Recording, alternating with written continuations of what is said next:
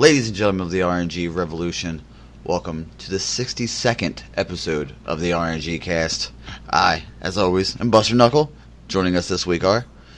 It's the main man, the businessman 24. What's going on, everybody? This is your boy, Raven. And joining us for the second time, ladies and gentlemen, welcome the Ishtar Commander to this show. It's a pleasure to be here. How's it going, man? Welcome back. Yeah, it's been a long time. Was it over a year? Yeah. Say something like that. Yeah. Close. Too long.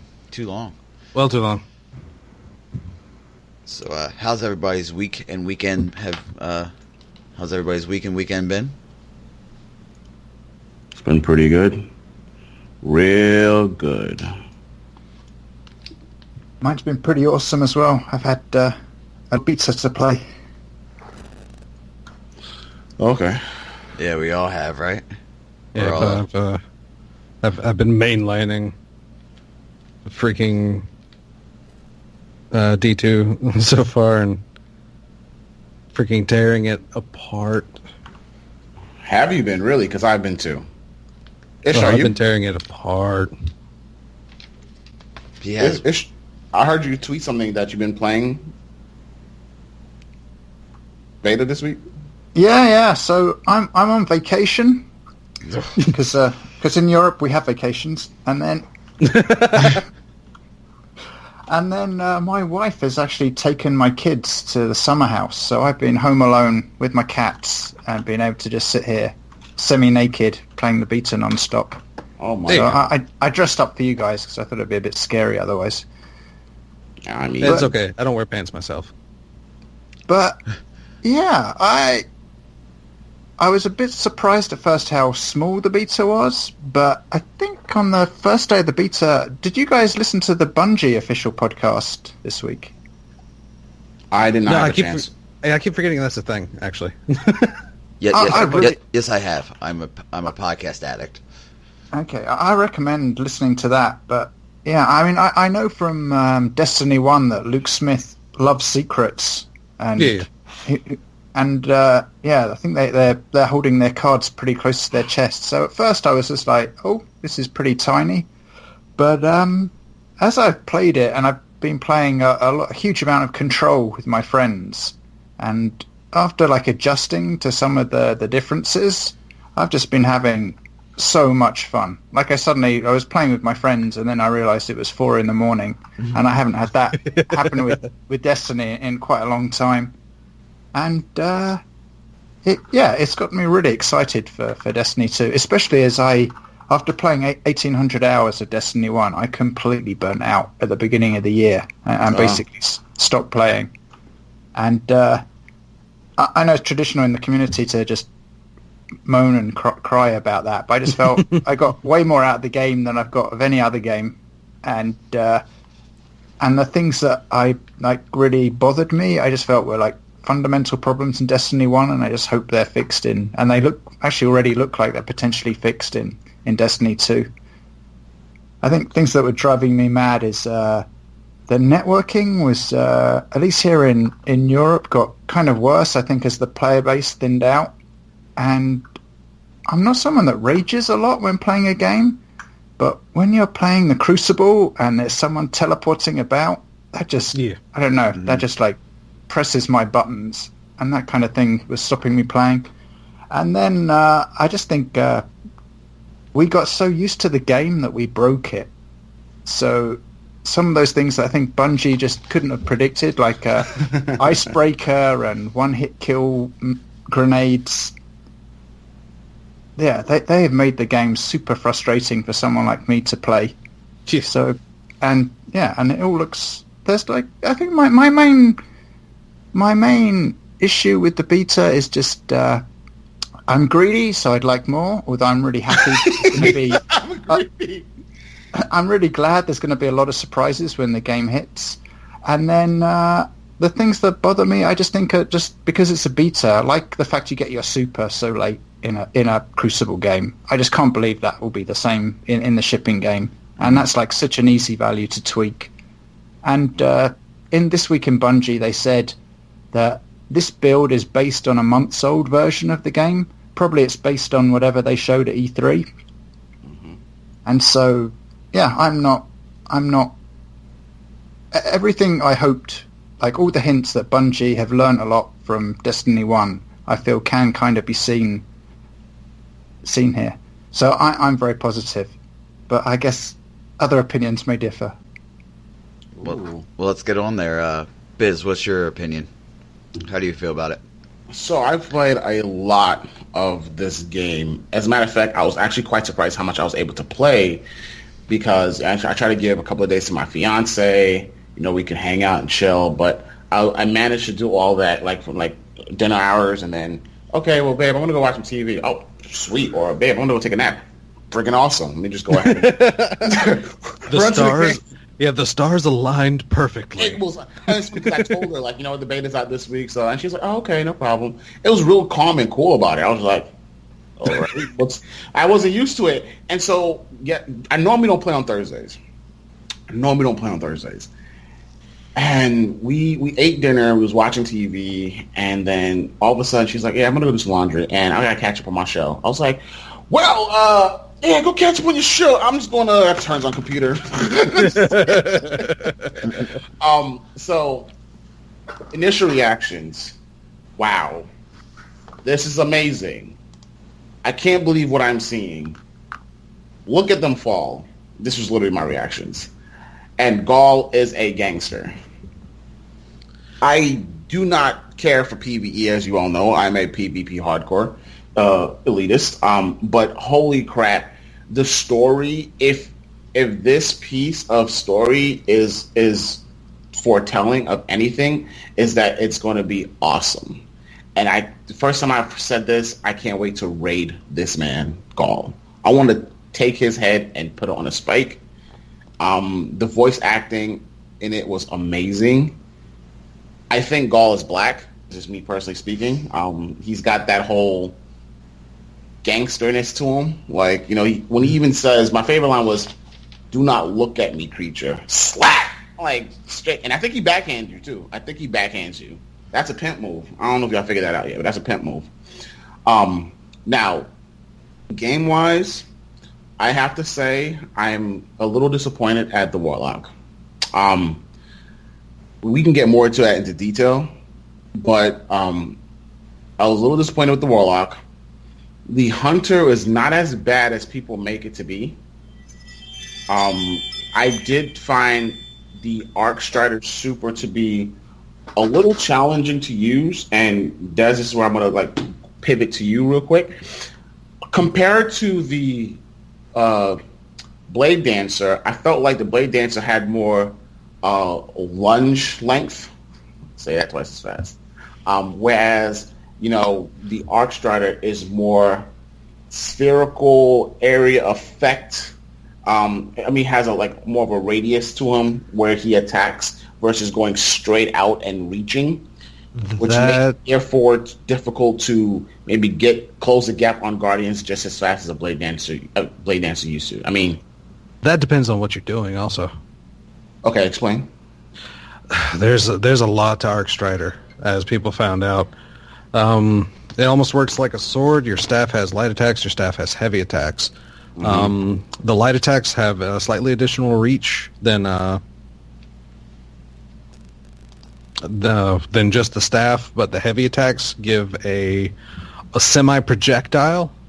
It is the crescent shaped beam that extends probably about 2 meters from the staff, something like that, and then just kind of disperses. It does give it a little more range. It's not quite a decent get-in tool, but as people have found out, Arc Strider has combos. Combo.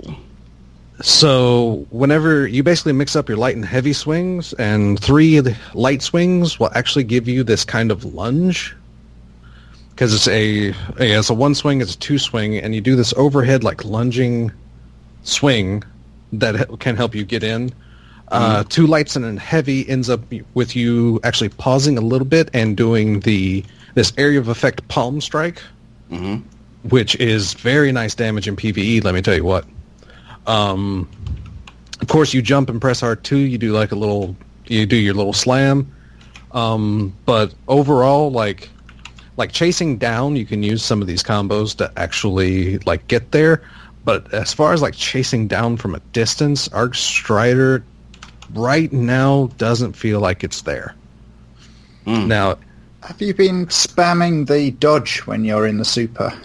I did, and that's slow. Like slower than I anticipated. I'm not going to say slow. I have noticed that if I can actually keep the Arc Strider going in a straight path while dodging, like the secondary or the second and beyond dodges seem to go like you can cancel the animation into another dodge and go a little faster, but it's not quite as fast as I thought based on what we've seen. But so it's not as good as getting in as I thought it was. I mean, I could actually still be playing it entirely wrong, but it's not as good as getting in as I thought it would be. But at the same time, I've had no issues like popping in and getting like doubles and triples just because of its like lethality at close range. Because it definitely, like, what Arc Blade was missing in close range, like speed and lethality, freaking Strider has it down, man. You're talking like attacking in full circles, and like I said, it even has like the combos actually give it some PvE significance with the palm thrust and taking away almost a third of a major's health bar. Which, for Arc Blade originally, that was impossible until they made the tweaks that allowed our Encore to do bonus damage. So yeah, so all in all, right now, it's feeling like it's in a pretty good spot, but I just don't know. Like, if there would be things that they would tweak or such as, like, some of the speed, like, when for Strider, I mean, I could actually see them leaving it, like, completely as is, and I will still be okay with that. Right. Okay. So, I guess I'll just have to play with it a little bit more. But I am loving the Titan. And I'm loving the Striker. Let me tell you, I've had so many trick shots with lightning grenades. A lot of people have said to me that flashbangs are really strong, and I believe it.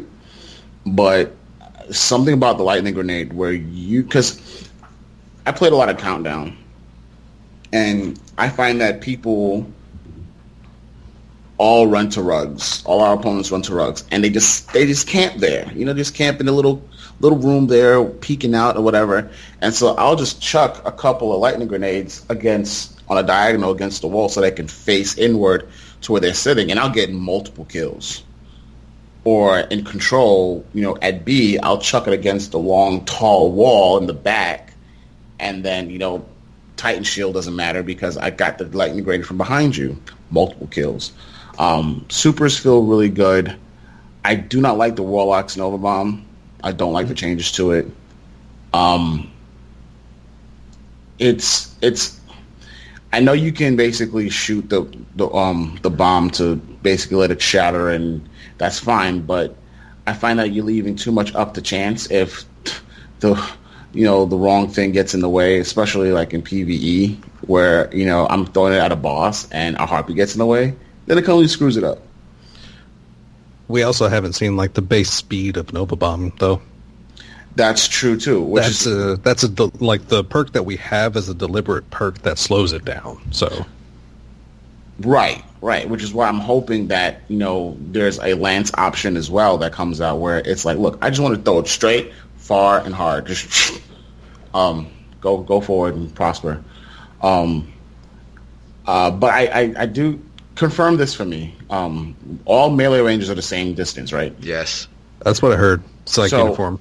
So basically, the neutral game of the Gunslinger, of the Hunter, which was already pretty decent, is great, in my opinion, along with the Titans.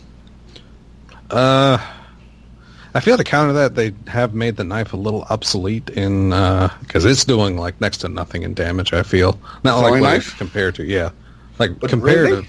Really? I've been killed by it non-stop. But no, like I said, It could just be the fact that I suck with throwing knives anyway, but like whenever it would connect, I haven't seen it do like a lot of damage. Just on a fresh like person. Oh, okay. Yeah, But that could be my limited sample size. Yeah, I think like a lot of things now, you need to see that the person has lost their shield, and then if you melee or hit them with the throwing knife, you've got a good chance of taking them out. I think the knife is pretty good for finishing people off. That's true. Yeah. And I'm still actually fighting new cooldown timers to a degree. Mm-hmm. Because I didn't realize exactly how much I've come to rely on like opening an engagement with a grenade until it hasn't been there. Mm-hmm. It's like I go to like I pull a corner, I pull off like this amazing tactical move, and I hop out from this corner. They didn't even know I was coming, and I'm wasting like 3 seconds clicking my freaking button, going, "Where's my nade?" Oh, crap! So surprise lost, and it's like, screw you too. But yeah, I've had to fight, like get that out of my head that I need to use like abilities and grenades more as finishers rather than openers. So let me ask you this question. Are you satisfied with the dodges as a hunter? Oh, Let yes. me tell you some of the most fun I've had in beta. Hey. Like it wasn't. Of course, I'm not going to be able to do this in PvP because I'm not great in PvP. But let me tell you what, Arc Strider, being able to combo with the Gambler's Dodge so efficiently is freaking amazing. The charged melee for the hunter pretty much gives up, or like it has like perks that you kill a thing with a charged melee and it recharges your dodge. Well, you also get this thing, combination punch, that enhances your melee damage, which is a 20-second timer. And then your Gambler's Dodge, if you dodge near an enemy, it fully recharges your melee ability. So you kill something with your melee ability. Like, especially in the strike where the friggin' Cabal dogs are starting to run after you. Oh, boy. Which That's I did. a bad time. In, actually, when me and Buster were running the strike earlier, it's friggin' Buster most was of these running the dogs. strikes? Well, most of these dogs were, like, cycling around, so I'm here, it's like, okay, bop one with a melee, dodge backwards, bop, dodge backwards, bop, dodge backwards, bop. I probably had about a dozen kills just for melee dodging. It's like the most fun I've had, and I love it. I love it. It's great. Yeah, Because I know people were complaining about the dodges. It's a poor man's shade step. I'm like, I disagree Shade with step that. is poor man shade step. Shit.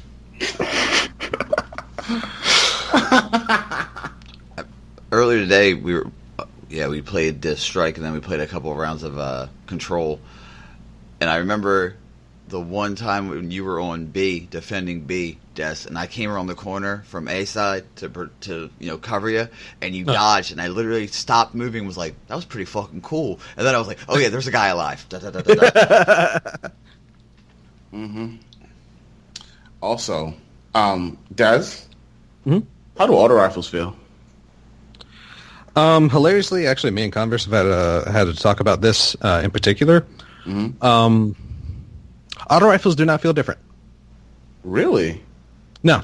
Then I must not have been using auto rifles for a long time, because it actually feels pretty damn good. No, because I'm inlined auto rifles quite a bit, almost as much as Buster, thanks to the Rifles and Cannons bounty. Yeah, they feel exactly the same.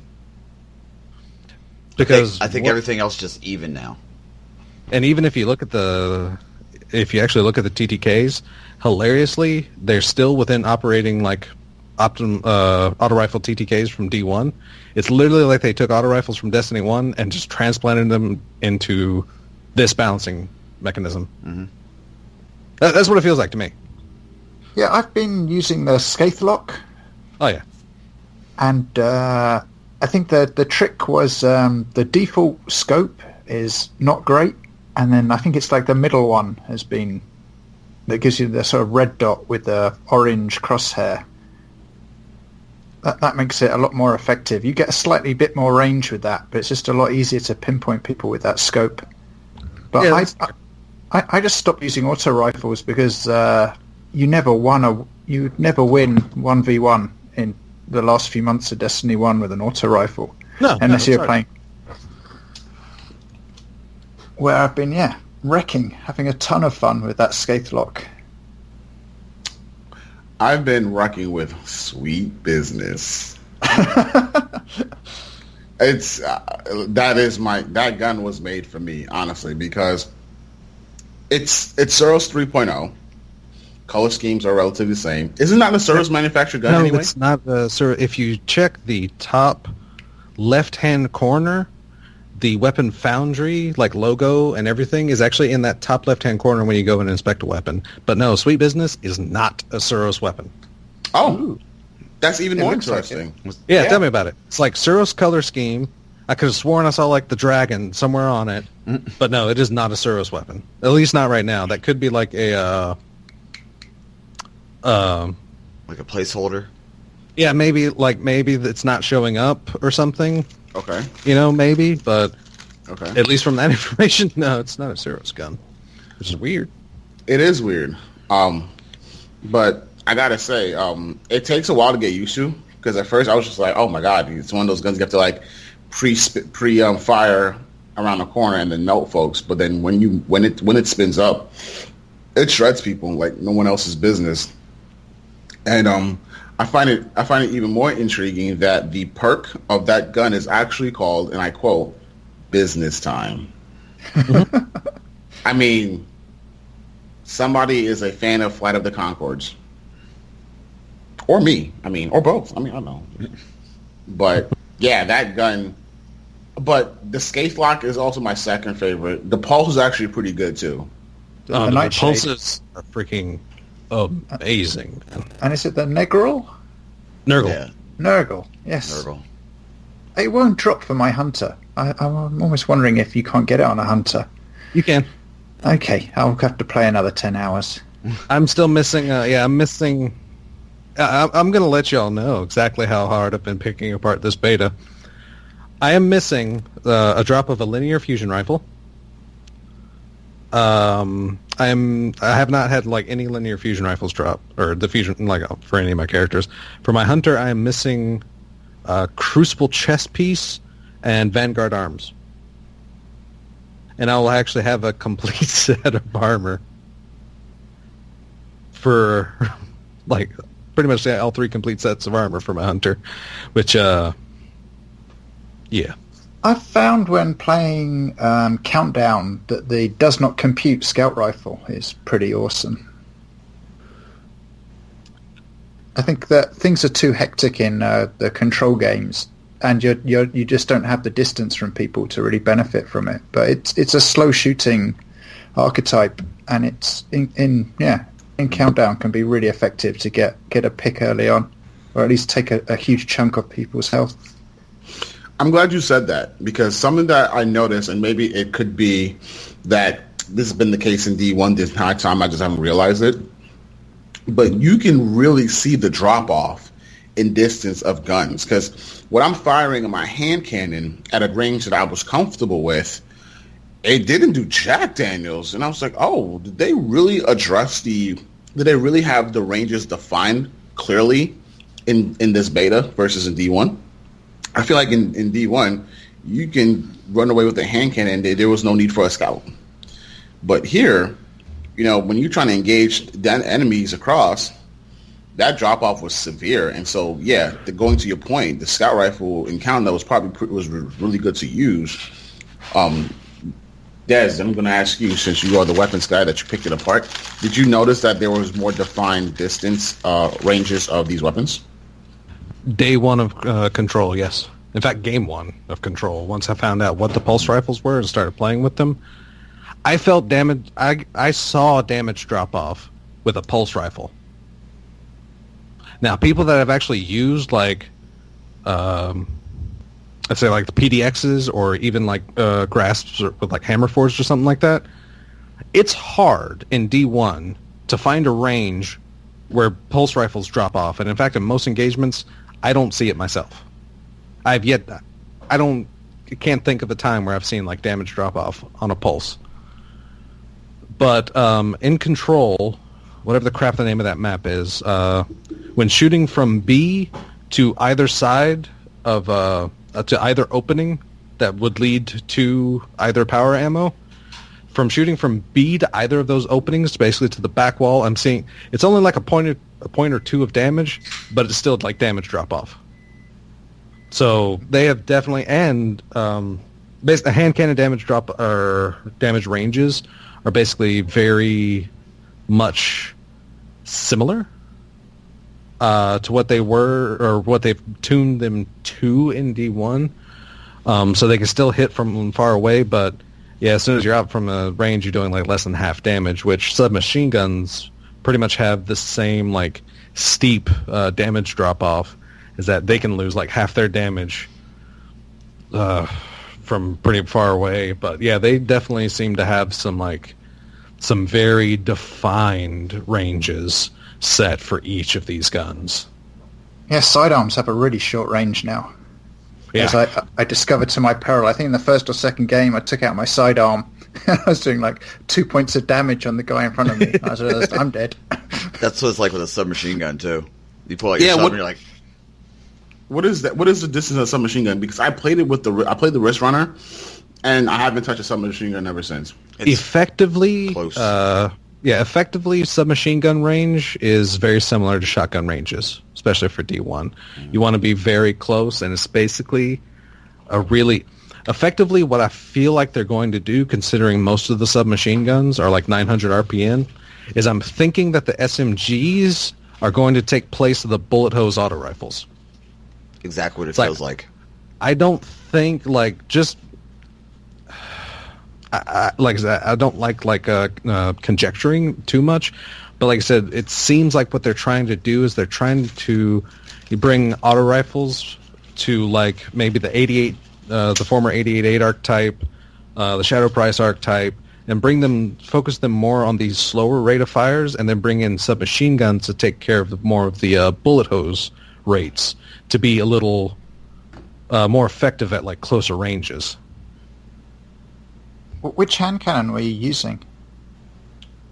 Not the Sunshot. Oh God, what is it called? Minuet? Yes. Yes. That's the one I've been using. Yes, the Minuet. It's in the second slot, right? Yeah. Yes, that one. Yeah, Minuet's got- the secondary. And it's got that perk that your first shot has extra range and accuracy. That's confused me so much because it uses like the look Yes. in the chamber. Yeah, exactly. So that's Sound effect, yes. hearing that on a hand cannon, considering like a look in the chamber palindrome is something I used in D1, is like, this is kind of confusing because I'm expecting like to ultra win an encounter by hearing that ding. Oh yeah.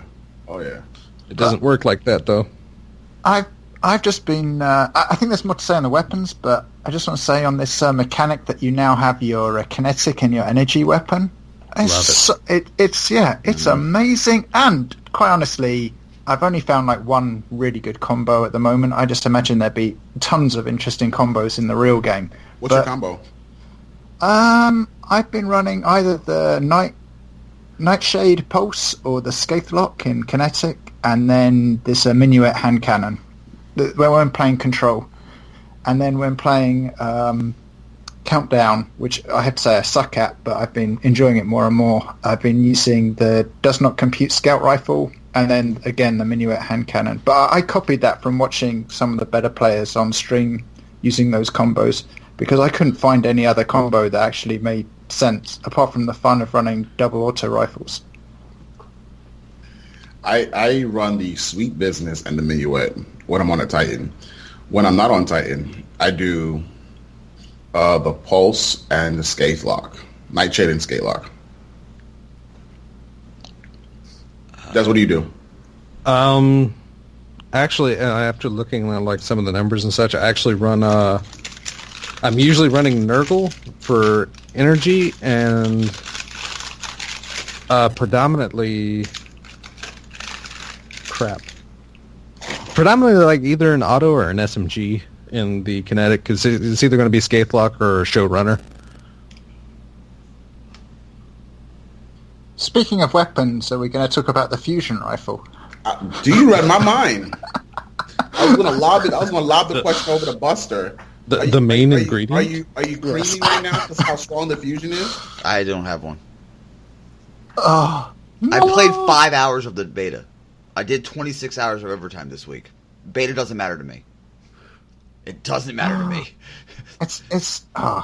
You're not even playing the game properly without that fusion. Oh, I know. Well, if I get it, I get it. If I don't, All right. I mean, you act like you can't get it if you don't start like a warlock or something. Exactly. Because it's actually grab a based on a warlock. warlock. Is it? Yeah. Well, It comes on a warlock. Play the game, bro. Oh. Make more money than I need to is what was my goal this week. Okay. Des, what was the auto rifle that you for the energy slot? The Deathstalker.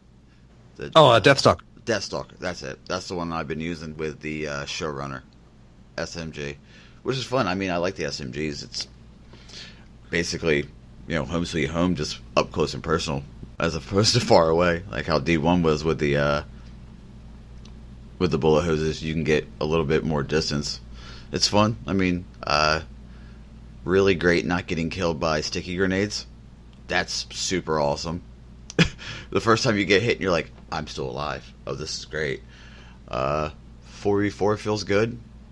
I played a couple games of Countdown. I think Countdown would be more fun when you have a team that's actually communicating. Facts. I like the map. I do like that map a lot. Oh, yeah. The maps feel good. Wait, you like Countdown? I like the Countdown map better than I like Endless Fail. Yeah, but do you Fair like enough. Countdown? Yeah. I mean, like I said, if I had a team, I'd be better about it. But I mean, when you have a bunch of dummies running around going, "Oh," and then dying, and then using the revive token, you're kind of like, "Fuck me, okay." Well, yeah, that's true. I mean, you have to run Countdown in a 4, at least 3, no less than 3, for you to have a solid You can do chance. it too. Yeah, that's what at least But a person to win, Yeah. Only if the other team sucks as well. Yeah. The first few games I played were against teams that already seemed to know how to play the mode, and I thought, oh, I hate this. And then later on, I was able to play with some friends and against some equally mediocre teams, and then I started to really learn the map and understand it. Because, they call it the competitive mode, and it is. Yeah. It is brutal if you're against a team that knows what they're doing, and you're playing solo with people that have no idea. You just have zero chance. Well, so does Control if you play against a 4-stack. If you play against a 4-stack that's running... Control's more forgiving. As a matter of fact, even when I played Control with friends, we didn't communicate as much as we did with competitive. I think even if your team is terrible in Control and the other team is good, you can have some individual fun. Where you're not going to have any fun on Countdown. What do you mean? Dude, I can't tell how many times I'm tossing lightning grenades. Bank shot. Guardian down. 2 down. 3 down. Which should definitely tell to the skill level that Biz is playing against. No, not Because necessarily. one thing I'm especially happy of, I've actually yet to be hit by a lightning nade. Yeah. I'm not saying Titans haven't thrown them at me. I'm saying that initial spark, as soon as I see it land and I see that blue cone, I'm heading the other direction. I have not actually been damaged by a lightning nade once in the They're games doing I've it played. wrong. They're tossing it around. I've been trick shotting like crazy. Well, They're that's doing fine it for wrong. you, but again, if you're actually looking to hurt them, they get told. Because that light is very visible. And that's what I love about these lightning nades. Yeah. If you die to a lightning nade, you're not paying attention. If you actually pay attention, it's almost impossible to die to a lightning nade now. I love that. I agree that it's not as powerful as it used to be. I get that part. Oh, no, it's powerful. It's just easier like to D1. dodge. Well, that's Yes. because it's instant, dumb, and broken because A, it happens as soon as it touches down on a wall. B, the damage cone doesn't even match its animation. Yep. And it's pulsing twice before you can even really react. Which is all fixed. It's an Yes. actually balanced grenade. It's still Yes. powerful. Yes. But my God, is it actually... Like I said, if you're paying attention, you can get out of the way. I agree. I've yet to be damaged by a lightning nade. I mean, you say they're doing it wrong, but like I said, I am paying attention. Well, yes, you are paying attention. because team shooting, and this is a dynamic that we haven't yet discussed, because team shooting is extremely important, I'm going off the flankeroni. I'm doing some math in my head to measure, okay, distance plus angle equals direct hit. Gotcha, bitch. All right, cool. He's down. I just finished him because a lot of them are, what I've noticed really too, is that they're hiding behind the shield way too often versus just putting up the shield and then moving around to engage and just setting that perimeter and barrier up in case you want to come back and re-engage against enemies that's in front of you. But they're just sitting there camping because, oh, I have a towering barricade. That's not going to reach me. Really? Do you want to know what a better nade to use is, which is actually hilarious? For flashbang? Pulse. Oh, Pulse? Pulse is actually stronger now. And not just because Lightning Nade is weaker. Pulse is actually seems to do like gradually, like incrementally better damage, like per pulse. Really? It seems like it hasn't been like 100% confirmed, but it's just that, and it does happen. The pulses seem to happen a little faster. Like I've been told they happen faster. I haven't really. I don't think so. But again, that's me. But yeah, I mean, it's actually pretty. It's like pulse grenade right now is actually pretty strong area control, especially if they're like cluttering together and hiding behind a thing. Drop that pulse on them. Like I said, it happens faster. Yeah. It's happening. It's pulsing. And if they really don't know what's going on, they're dead before you know it. The Striker's neutral game has been improved significantly, I believe, in comparison to D1. And although shoulder charge doesn't one hit kill anymore, a shoulder charge plus a regular melee, you can two shot kill, well, 2-hit kill with that combination.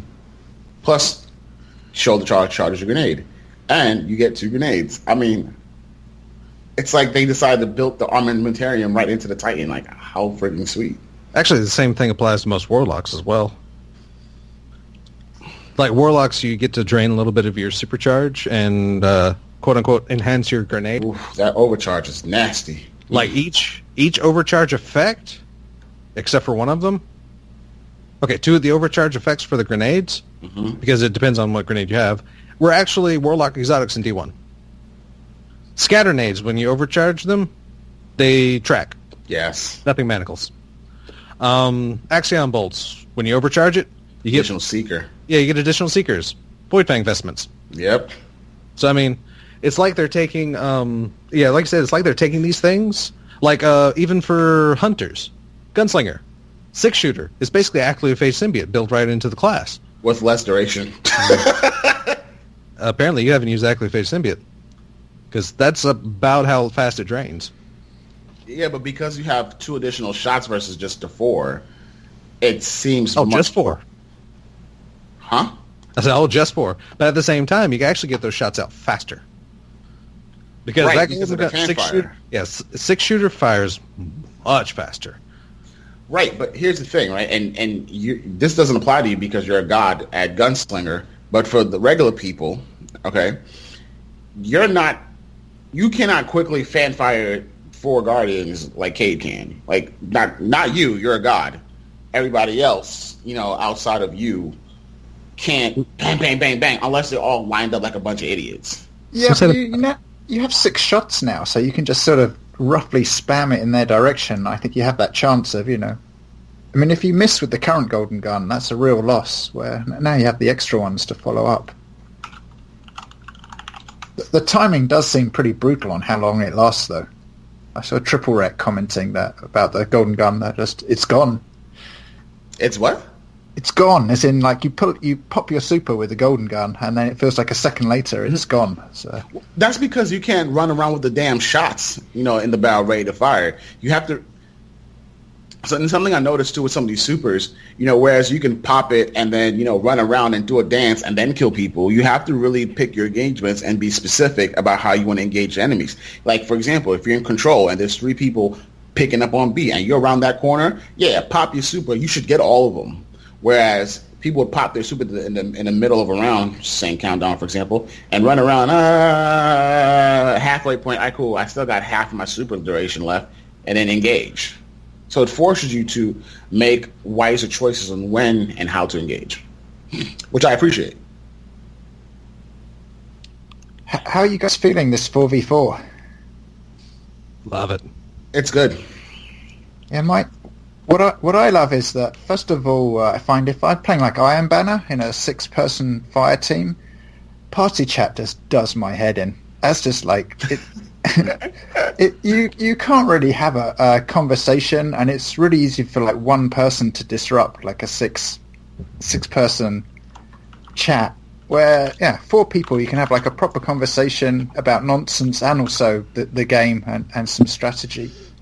And I just found that like the changes they've made now, you like teamwork, at least in Control on this smaller map, seems to be so important. Like you cannot run around on your own because team shot is critical to win now. And I just personally. I think I agree with what Bungie's goals were, that it's made it slightly more competitive and easier to like learn the game and like how to play in a team, where 6-player Control it's a ton of fun, but it's also just chaos. That's true, and I like chaos, but 4 feels right. 3 felt too much pressure. Not to say that pressure's a bad thing. But if one goes down, you automatically feel like, oh God, what am I going to do? You start to panic. Whereas, you have 4, okay, one goes down. Okay, I still have 3. This is like playing Trials. But what I do like now is the new revive mechanic. I didn't think I was going to like it at first, but it definitely stresses communication and staying alive, fool. I like Force. Yeah, I think the biggest thing that struck me is that I think Destiny 1 has a huge skill gap. So first of all, I just want to say I'm a really mediocre player. No, mediocre, but okay, I'm not in the bottom band, but I'm like the gap between me and like a really good player, and then the gap between me and then like a crafty is just like it's insane.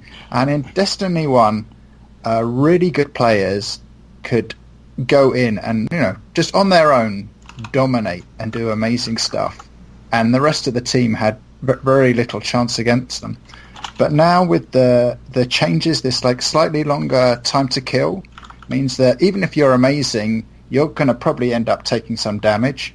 So your chances of wiping the next engagement you have are reduced.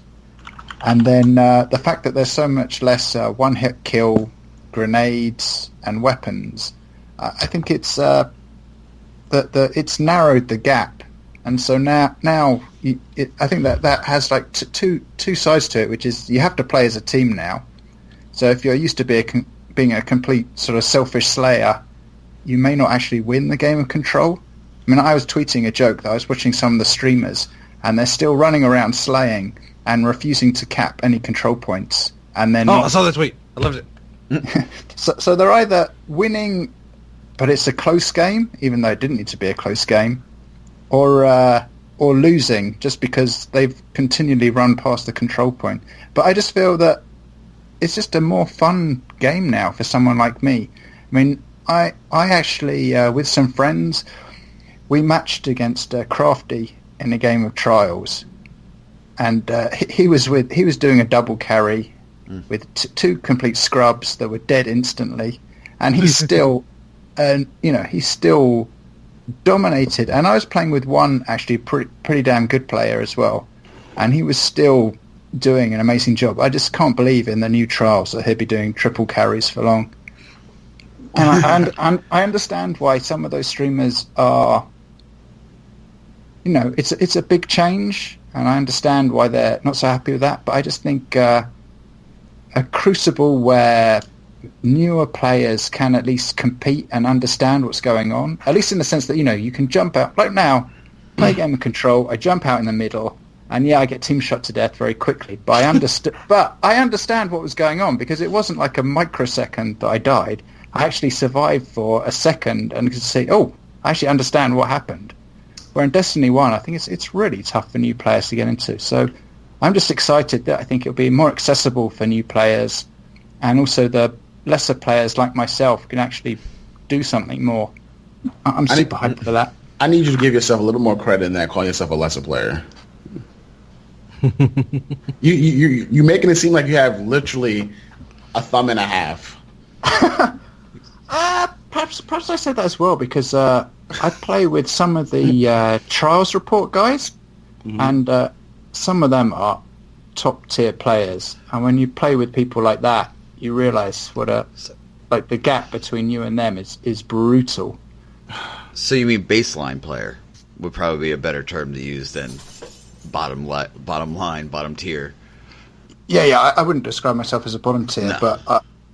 but yeah, but also it's a game mode that I think Destiny 1 was really the first person shooter I played a lot, and it was really tough to get into. I was playing in year 1 where I don't think there was skill-based matchmaking, so it was a complete lottery. I would just go in and be demolished, and I just didn't understand what was going on, and honestly felt like I wanted to cry after it would happen like 5 times in a row.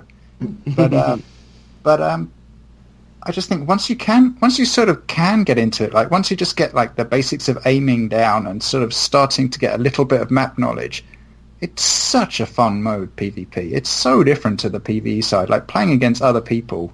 It's just, it's a great mode, and I've just got so many friends that had like a brutal experience with Destiny 1 PvP that I'm sure could have got into it if they just had that bit more patience. And I think Destiny 2 is like, it just looks to me like Bungie have made a huge effort to welcome those people in and teach them. Like that lightning grenade difference. Now it's not like, why did I die? I was standing there and I'm dead. I don't even all of a understand sudden there was my health just dropped. A lightning nade? What the crap? Something flashed before my eyes, but I what? Exactly. I'm over here, but I don't understand. Dad, guardian down. Like what? And the kill feed is telling you who picked up power ammo. There's those icons showing who has a super. Oh god. The radar So even has information. callouts. It actually tells you the name of areas. It's amazing. And It's actually, just- it's great because the UI. There was one time where I was playing like Converse had actually, I think, somebody had shut another person down, and Converse popped up the question. It's like, did that consume their super? It's like, well, we'll find out in 2 seconds. Round start, he still had a golden icon on his border, so Yep. it's like, yep, he still got super. Got to watch out for him still. Yep. Freaking great! I love it. Yep. That happened to me in a match that I played with Terry. Definitely had that situation happen with him too. The one thing I will say too about speaking of getting new players into it, I'll say this about myself and the difference in D1 versus D2. In D1, I feel like I struggle to find a primary weapon that I can consistently use and use effectively. Whereas D2, it somehow feels easier to use.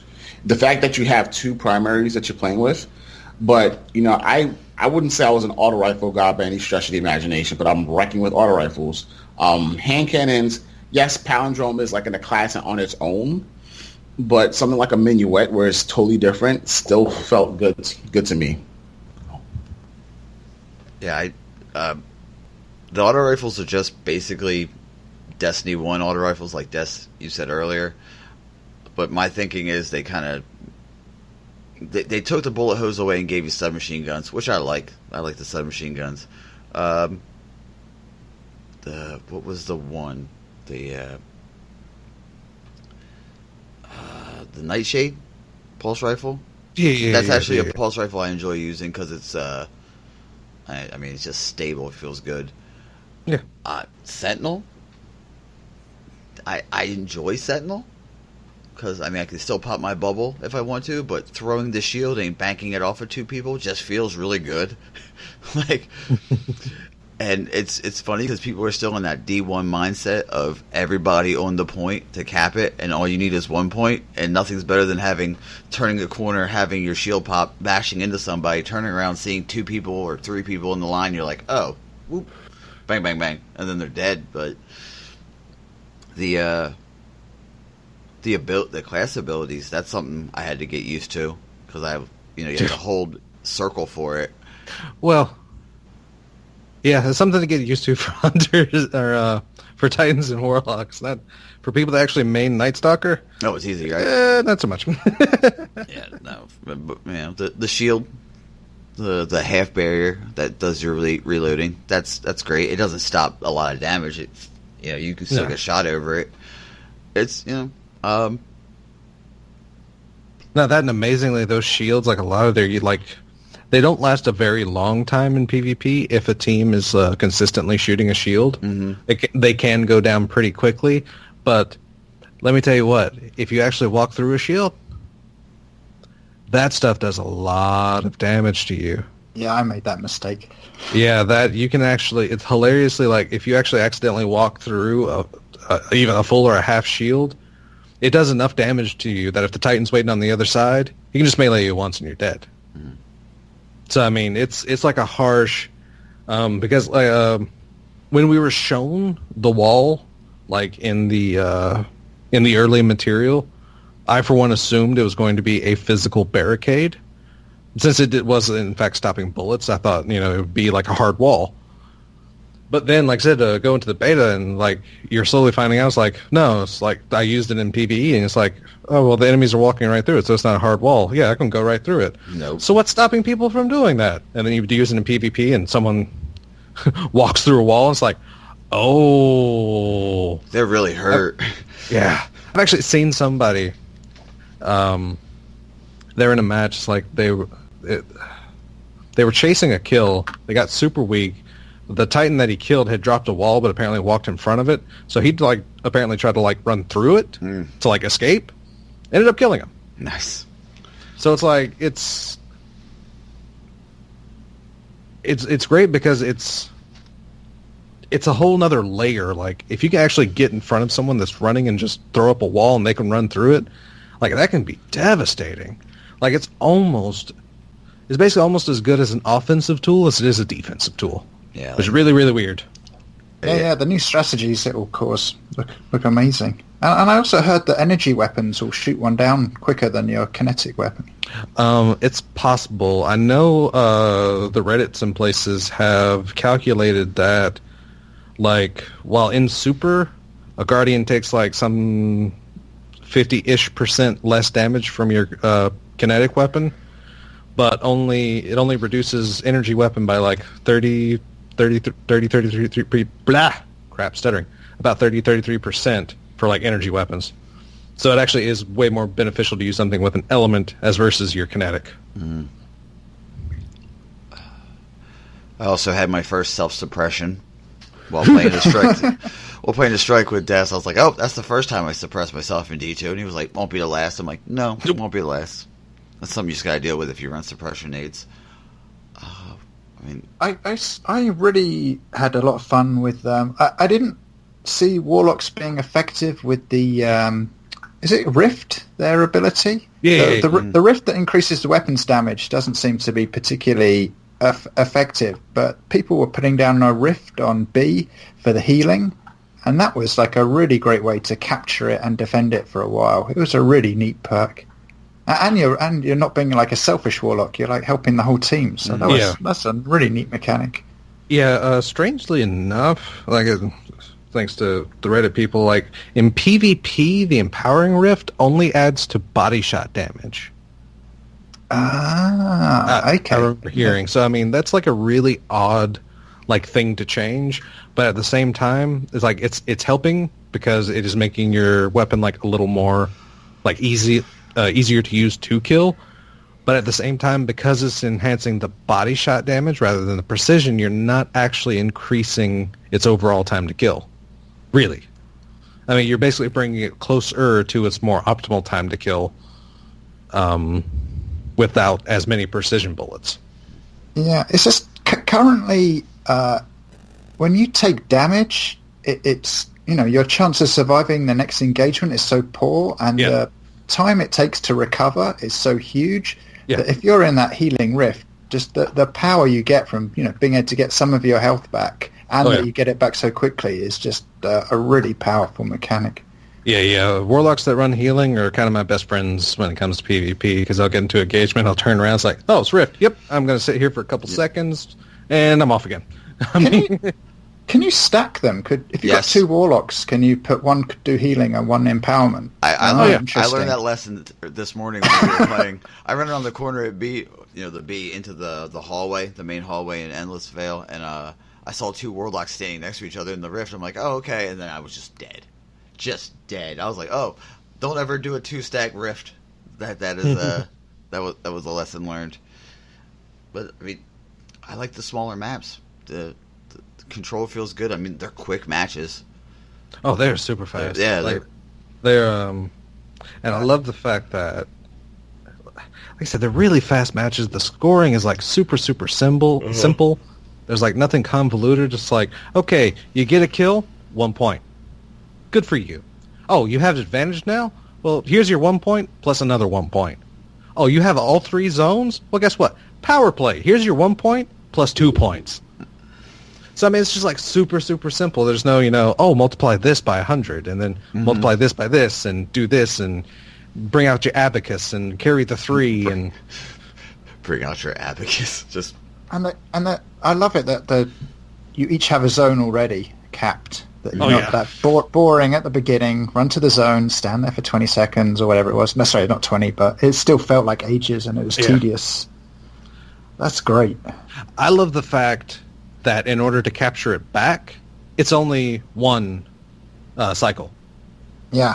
Instead of neutralizing and then recapping, you're just capping again. I like that change, but it does make an interesting, like pretty much what I thought would happen. Like usually, a lot of people, like within the first day or so, when beta opened, Control became, of course, the fight for B. And that's pretty much how most teams like open up a Control match. You walk up, you somehow fight for B, whether it's in the mid hallway or going along the outer edges of B. It's usually what it is. But as the days go on, there's more and more teams that avoid B and cycle back around to your cap. Yeah. So while you're taking B, they're taking yours. They go through Shrine, right? Or Well. Yeah. Well? Yeah. Yeah, so that's like like I said, it's creating like an interesting thing that you still can't like 100% predict. Like even though you have like, both things are already capped, you still can't like 100% predict like where they're going to go and what they're going to do even at the open of the match. Like the hotspot, of course, is going to be around B. I mean, good God, right now hotspots are around B in D1. Yeah, what I don't know if it's the map or the changes to the game or a combination of the two, but I think of a map like Anomaly in Destiny 1, where if you get B and you're a decent team, you can hold that the entire game. And even, you really need like a bubble Titan to have a chance of getting it back. And I saw B swap hands, even with good teams, so much. Like it didn't feel like B was ever impossible to take because you could grenade it or whatever, and because there's only 4 people, they would be spawning far away enough that you could then at least capture it back. And that made it a lot more fun for me.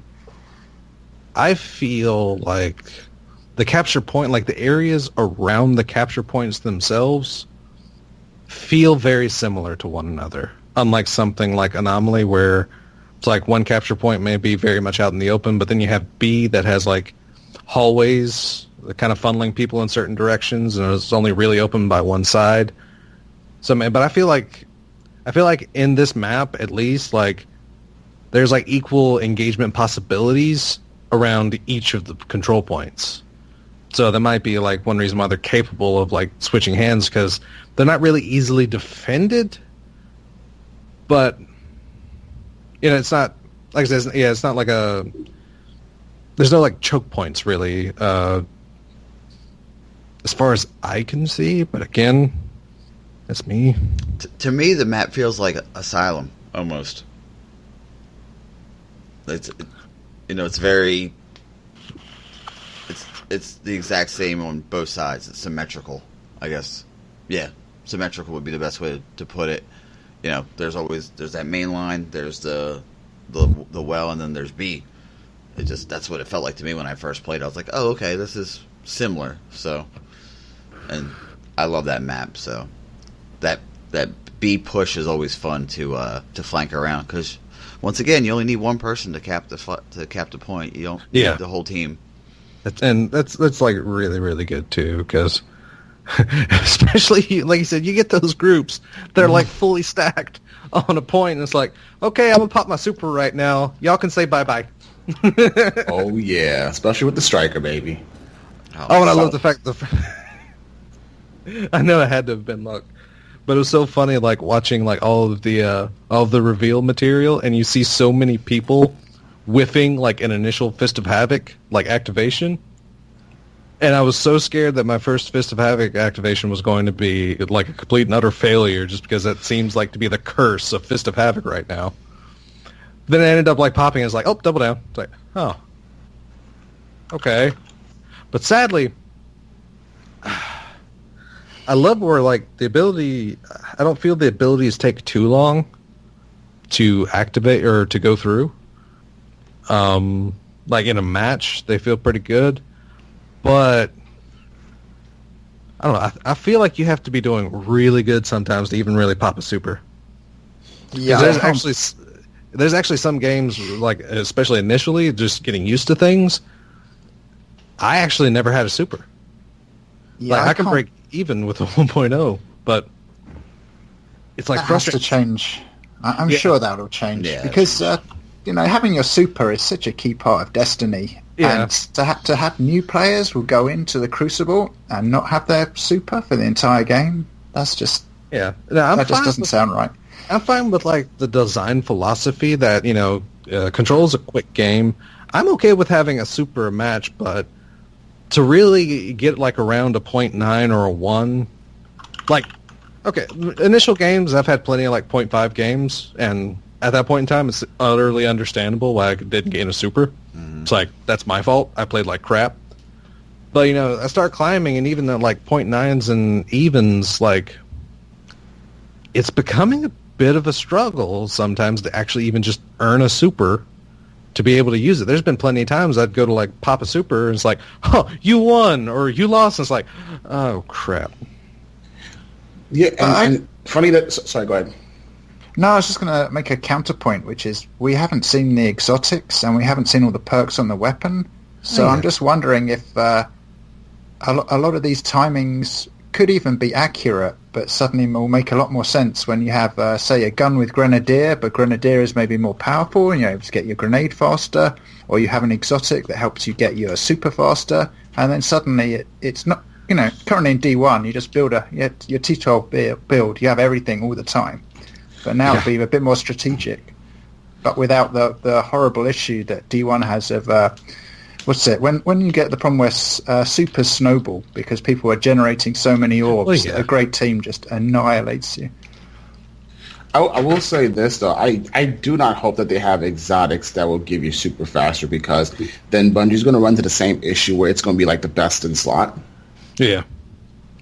So I would hope that they would be mindful of that. Now, if they want to have different legendary armor pieces, help towards cooldowns, right? Fraction or just, a fraction. Which we've actually seen an example of that in some of the revealed build stuff. Not to the extent of supers, but at least with like grenade, there has been a couple of sets of armor, or at least one that had a perk that did reduce grenade cooldown. Right. Which I can use for one, but yeah, I know, right? Just a little faster, please. Just a little. Granted, Striker Titans have the shoulder charge that recharges some of the melee. Yeah. Recharges some of the lightning, the grenades, but just a little bit. I mean, when you are, to be honest, I think if they did it with the Striker, it would be broken, because you have two grenades plus a shoulder charge that would charge your grenade. Then you have an exotic that also or armor that charges your cooldowns your grenades. That might be a little broken, just a little bit. Des and I were talking this morning about it, but the thing that got me excited was looking at the mod system, the gun mod system, and the you were excited about the mod system, yeah, and the shaders. So I asked because I was skeptical of that, because it wasn't clear cut to me. It just seemed like most of these mods could be purely aesthetic and cosmetic. Well, possibly except for armor, because if you notice on all your armor, it says empty slot. Mm-hmm. Also, so that's a curious thing.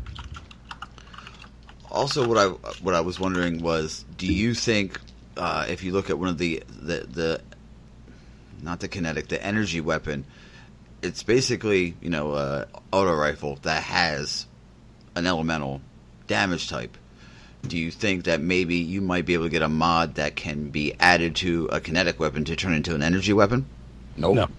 Nope. They would never do that, and they would be foolish to do it. Now, do you think? Because that's an entire reason for naming it like energy weapons.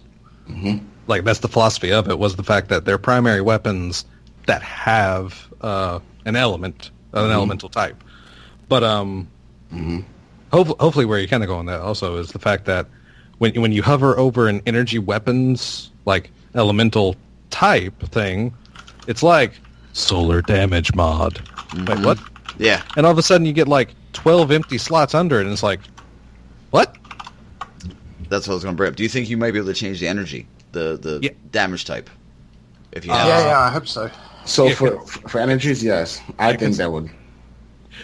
Considering the way it looks, I hope so, because that would actually be really, really cool. Like, maybe if weapons come with a a specific elemental type that they drop with, but if it was somehow capable of swapping out that, I mean, good lord, I've been asking that for that since D1. Like, exchangeable? Dude, that'd be so awesome. Yeah. Take your favorite weapon into a strike instead of... That's what I'm talking about. You can change it on the fly. My man read my mind. I was just about to say that. Exactly my point. You don't ever have to decide to use this because it's just the elemental. I use what I want and just change it to fit my place. Exactly. But could also, waiting on elemental weapon damage mods, could that add to a bit of the grind? To get, like, maybe if you get one to drop, maybe you can only be used once. Like, maybe you can only have them, like, maybe there are physical items that can be attached to a weapon, but in order to be attached, you have to have one. So, okay, I'm trying to understand your question. Is it that when you use an elemental, let's call them elemental mods for this discussion. When you use an elemental mod, it's temporary, or you have to grind to get a permanent one? What are you asking? No, I'm at the fact. All right, let's take a Deathstalker for example. It is a solar elemental mod. Mm-hmm. Okay. But in order to change it to Arc, like an elemental mod would be a actual dropped item, so you have to have one in your inventory to swap it out. And then all of a sudden, that arc is attached to that auto rifle, and its solar mod is now available in your inventory. So what I was thinking of, so I can see it that way, but I can also see it similarly to like Titanfall, where you have to like progressively unlock them, and then you get to keep them in that mod slot and just interchange between the two, so that you won't have to necessarily have to go back into your inventory. I can see it both ways. But, well, I myself lean more towards the drop system, usually just because Destiny does not have a lot of progression systems in it beyond quests. Right, but look at the look at the shader, for example. Do you think the shader is something that will go back into your inventory at that point? Like, if they're thinking of D1 right now, right, where you have the shaders or the changes to the aesthetics of the weapon, but it's you can toggle it after you have to use a coin to obviously activate it, whatever the case is. I can't imagine that, it doesn't seem far-fetched to me that, these mods can't just be sitting in the weapons bank, right? I call that the weapons mods bank, and that you can't interchange between the two, because that's a lot of slots there if you're not going to store mods there. You know what I mean? Well, but it's also just a lot of slots, period, just for 3 elemental weapon types. Right, so which is why I'm saying, like, I would imagine that you get the elemental mod to drop, boom, and then you can apply it to that weapon, but it stays there versus you taking it out and putting it somewhere else. Oh, once it's on the weapon, it's on that weapon forever. Right. But now I see what you mean. So like you're actually modding a weapon type, like actually modding the weapon physically. It, that's when you swap between. You know what I'm saying? Mm-hmm. But the bank there's the 3 slots, I think, right? If I remember, 3 slots are the active slots, and then there's like a bank to choose from of empty slots. We couldn't see those, but I mean, you saw the shader in that slot. You get to store those mods in that slot, those slots, because it's like 10 of them.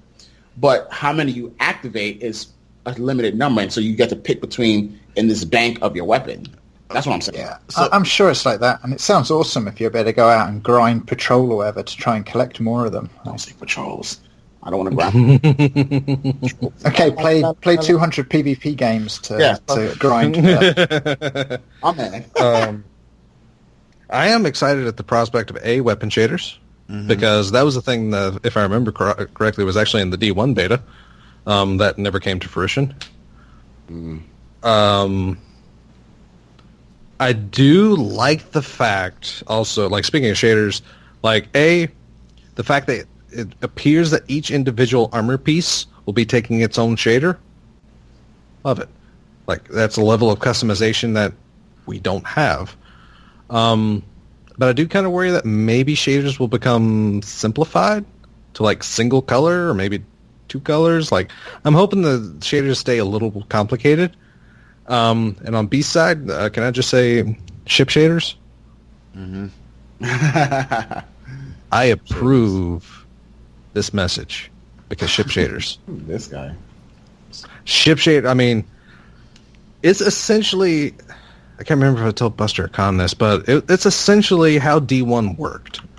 There were only like a half a dozen unique ship models in D1.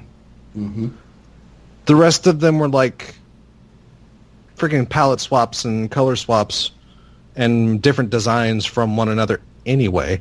I would actually much rather if D2 just came out and was like, well, here's these dozen ships you can get, but here's these like 6 dozen shaders that you can use to decorate your ship differently. It's like, that's fine. I'm fine with that. If that's like the idea behind it, I am like totally behind this idea 100%.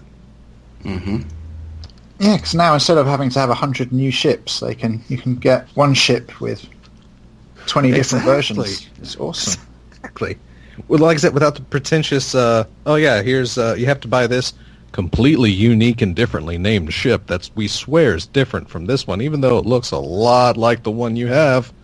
Yeah, so I said that I burnt out on Destiny. I haven't played that much this year, and I think part of that is that I'm definitely someone, like, my personality is I'd be very happy if I was like a rat in a lab pressing a button to get some cheese or a peanut, because for me, one of the best updates to Destiny was the April update, because there was suddenly a ton of weapons and armor to chase.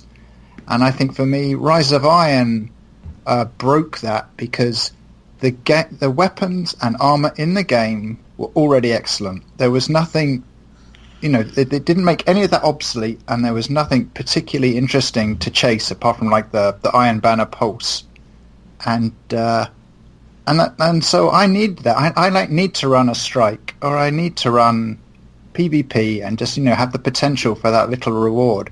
So now if they're able to increase that pool by having not just new weapons but all these mods to chase and all these shaders for the ships, that I'm really excited for that. Yeah, I'm also like, considering that they've said that weapons were going to be having like fixed abilities and such on them, or fixed trees on them, that really like opens up the possibility of just dozens of more. I mean, just imagine basically the D1 armory and multiplying it probably by like a minimum of like 4 if they really chose to. I mean, because at that point in time, having slightly different looking weapons just with completely different perk loadouts, I mean, even if the stats are identical, that really can change like how a gun operates. So I you probably will see it on the stream, but I have shown, for example, so I'm looking at the Scathe Lock right now, and there's the weapons mods bank, right? And so each mod looks like it has 14 empty slots where you can interswap between mods, whether it be a shader or I guess it says a legendary fusion.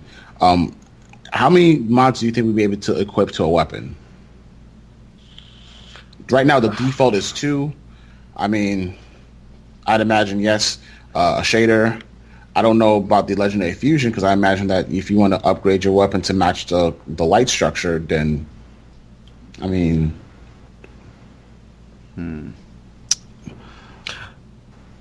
I just hope, like, seeing infusion as a slot, I just hope that they're bringing back one-to-one infusion, and they don't try and backpedal back to the original fusion system, because that's gonna crush my hopes and dreams as I play Destiny 2 if it's not a one-to-one infusion. I can't believe that. I think that like, was just something they learned from. So. Yeah, I mean, I don't feel that it's something that they would do, but at the same time, I'm not gonna 100% put it past them. Look at everything they've simplified. If you need an infusion calculator in Destiny 2, then that's like they've gone backwards rather than forwards. Yeah, exactly. I think all the things. I'm like, I understand people are upset that the subclass trees are simplified, that weapons will no longer have random perks, but to me, those are just things that put so many people off a game like Destiny that potentially really could get into it. So, and yeah, I'm like, with like the armor grading that I had to add to Ishtar Commander, that kind of stuff is for, mega nerds. Normal people should be able to play Destiny, and you have to understand that, because if you go and play PvP and you don't have, at least a tier 10 build, you're at a big disadvantage. That kind of thing just, it feels like un-Destiny, and I really hope that, things like Infusion are just simple like they made them later, because it makes the game so much more accessible and understandable for a wider range of people. Well, what if you can... Sorry, go ahead. I was about to say, I mean, that was one thing that some people in the community did actually bring up, is just the fact that having the block, like, you change, like, different blocks instead of actually just mix and matching, like, Connect 4 your perks. I mean, it's like, it's true that you're not going to be able to experiment and find, like, something that's really strong and outside of the box, but at the same time, like, a dude can just pop in and it's like, oh, hey, this seems cool. Oh, hey, this works out pretty awesome. What about this one? I like this one better. I mean, it's just an easier choice, and basically, as I've learned, like, coming from fighting games, you need a certain level of beginner accessibility in order for your game to become attractive to a broader range of people. Mm-hmm. I mean, and it's kind of a necessity. I mean, there's very few games that excel purely from a professional level. Yeah, I mean, before I discovered Reddit and the YouTube videos, for the first 3 months I played Destiny 1, I would just randomly click subclass nodes, had no idea what they really did. And then you'd play a raid with some friends, and you'd have to, like, explain to them, like, all the Titan bubble perks they needed to exactly press just so they could play the raid with you. It's just going to be great that all of that nonsense goes away. And there'll still be enough subtlety there to find new strategies and who knows what.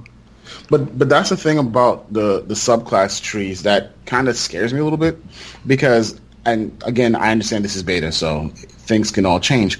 But there's certain perks in the subclass trees that I would not want to have selected, but has been automatically selected because of default. Now, I don't know if this was Bungie's way of saying, no, you're going to try this. But, like, for example, there's another subclass tree that we haven't been exposed to that's sitting pretty at the bottom right of the class. And so, at one point, when you're looking at these sets of perks, the only thing you can really customize is your abilities. But I don't, maybe for example, maybe I don't want Cataclysm. Maybe I just want a straight Nova Bomb. Zoom, fast and furious. Would I be able to get that? Will that be able to be done? Or am I forced, is Bungie forcing me to forcing all of us, I guess, to play a certain way, and that the customization comes with how I move, how I heal, or how I activate a special ability, and the grenade? Well, we're not going to know, but I hope so. Mm-hmm. And why? Because they will have a game they can finally balance. They will not have the problem we had in Destiny 1, where they could not balance for a very long time Sunsinger Warlocks because of that tree. Mm-hmm. And there's no way ahead of time that you can predict what people in the community will do when you have such a complicated tree. And then when people do find some amazing firebolt combo that's just a nightmare for everybody and just becomes the default choice, it's very hard for them to fix that. Where now they have your what looks like two trees you can choose from. Hopefully, maybe in an update in the future, we get a third. They've got a pretty neat system they can extend. But now they can say, okay, this tree has a problem, and we can just address that tree. And probably by fixing it, we're not creating 10 new problems people exploit. And I think that, to me, is more exciting and more powerful than the control that's been taken away from me. So, two things. One, they already addressed the Sunsinger. They basically tilted for D2. Yeah, they had to nerf it into the ground. They had to destroy it. No, it's not nerf. It's literally shot dead. There's no coming back with the Sunsinger. No pun intended. There's no coming back. Okay. And that's why you don't try and come back and use Radiant Skin and go super aggro against people, because that still works beautifully. It does. It really does. Like you equipped a shotgun, you go Radiant Skin, and especially if you're using the robes that increase your agility while it's acting. I mean, good God, you are a beast. Like, it's hilarious hearing people say, "Oh, Sunsinger's dead." It's like, all right, watch this. While I turn this support super into a Slayer real fast. Right. But to the second point, so I understand the Bungie took the easy way of simplifying things so much so where, now we can make adjustments and not break the game, which is great, right? But for people that are hardcore players that live off the customization to be able to build this master killer guardian, aren't they going to get bored? Aren't they going to say, well, I mean, apart from my tremendous gun skill, I mean, I want to be able to do something fantastic with the puppets. So what are you going to play then? Exactly, but here's the deal.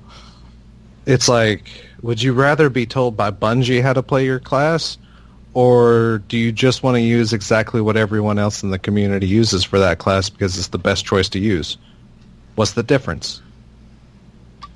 I'm just speaking on, like I said, I mean, that's like my legitimate question is the fact that if you look at Blade Dancer, there's only two ways to build a Blade Dancer, and that's like a choice of two nodes. Mm-hmm. Yeah, it's like a false choice. Or exactly. False I mean, diversity was there. Before they made their changes to Hungering Blade, your best choice was Hungering Blade. You had those people that used invisibility because they tried to be cheesy, even though we could still see you in PvP. I mean, but those were like the builds for Blade Dancer. It's like, get health when you pop super, or be invisible when you pop super. Or extend the duration with Encore. But no, that wasn't a choice. That did not matter. Up until they actually increased the damage for Encore, that was a non-choice. That sucked. You didn't want it. I didn't Blade Dance, so okay. I understand that. And also, really, all there was your PvE build and your PvP build for the subclass. There wasn't really any more diversity in there once people worked out the best perks. But do you play Overwatch? Because that is super restricted exactly system. Yeah. Incredible. You do no weapon diversity at all. Your character has that one weapon. Yeah. Constantly, the community work out some new way of playing that class. Mm-hmm. They work out some way of combining up with another subclass to do unbelievable things. Mm-hmm. And Blizzard are busy constantly having to rebalance the game around that. You can get an amazing amount of depth out of what looks like a simple system, and I think that's what I see here, is that they've got a system that's accessible and offering actually more choice than we probably even understand yet. But I agree with the Overwatch analogy, right? The only thing is, it's just this is a year one, possibly year two problem players have, is that we were given the keys, told to drive the car. Now they're taking the keys away, and it's like, okay, well, now I'm gonna sit in the car with you, and then basically I have the brake pedal on my side, so when you're going too fast, I'll stop you, right? Like driving driver's ed. So, but go ahead. No, like one of the points, or one thing I tried to get to is the fact that it's also the fact that, I mean, with Bungie actually specifically building these things, it becomes less of a who has the most amount of like broken things in it, also to an effect of how does this class, how does this subclass, how does this block match your playstyle? It's like a lot of people may not actually stick with the classes that they've grown to love for the past 3 years because it doesn't match their play style. And that's entirely understandable because I actually feel you to the fact, like, you know, of actually making like certain choices. If I could, I would completely replace 6-shooter from the Golden Gun tree. I don't like the idea of 6-shooter because it does the same thing Ackley-Phase Symbiote did. Yes, it gives you more shots, but it's like really restricting your time a lot. Does that mean I haven't been using Gunslinger? No, because I love exploding throwing knives. And that's like the best looking thing ever. You like knives in general, facts. I do. But this is a philosophy I use with Ishtar Commander as well, which is that if I can make something accessible and also have some power features for nerds, then I will do so. But if the choice is I can only make it accessible or only make it that more power users can use it, then it's like, suck it, nerds. You're not getting it. Because I would rather have a lot of people using the app than a small fraction of people using the app and understanding it. And it's the same with Destiny. I would rather hop on, see 20 people in my friends list and play the game with them than hop on and see 3 nerds, and that's it. So, what are you calling a nerd? I'm kidding. I'm an absolute nerd. So I mean, like, I understand a lot of these things, but at the same time, it's like the reason I'm going to stay on PlayStation instead of going to the PC. I just don't have time for that stuff. I'm sure it'd be a ton of fun setting it up. I've done it all, built my PCs in the past, but these days I just, I've got limited time. I want to sit down, have fun, and it's the same with a game like Destiny. A lot of people don't even know Reddit exists. They don't even know there's help on YouTube. They are going to buy this game, and if they don't understand it pretty quickly, they'll just stop playing it, even after paying like $70 for it. It's just like, you need to...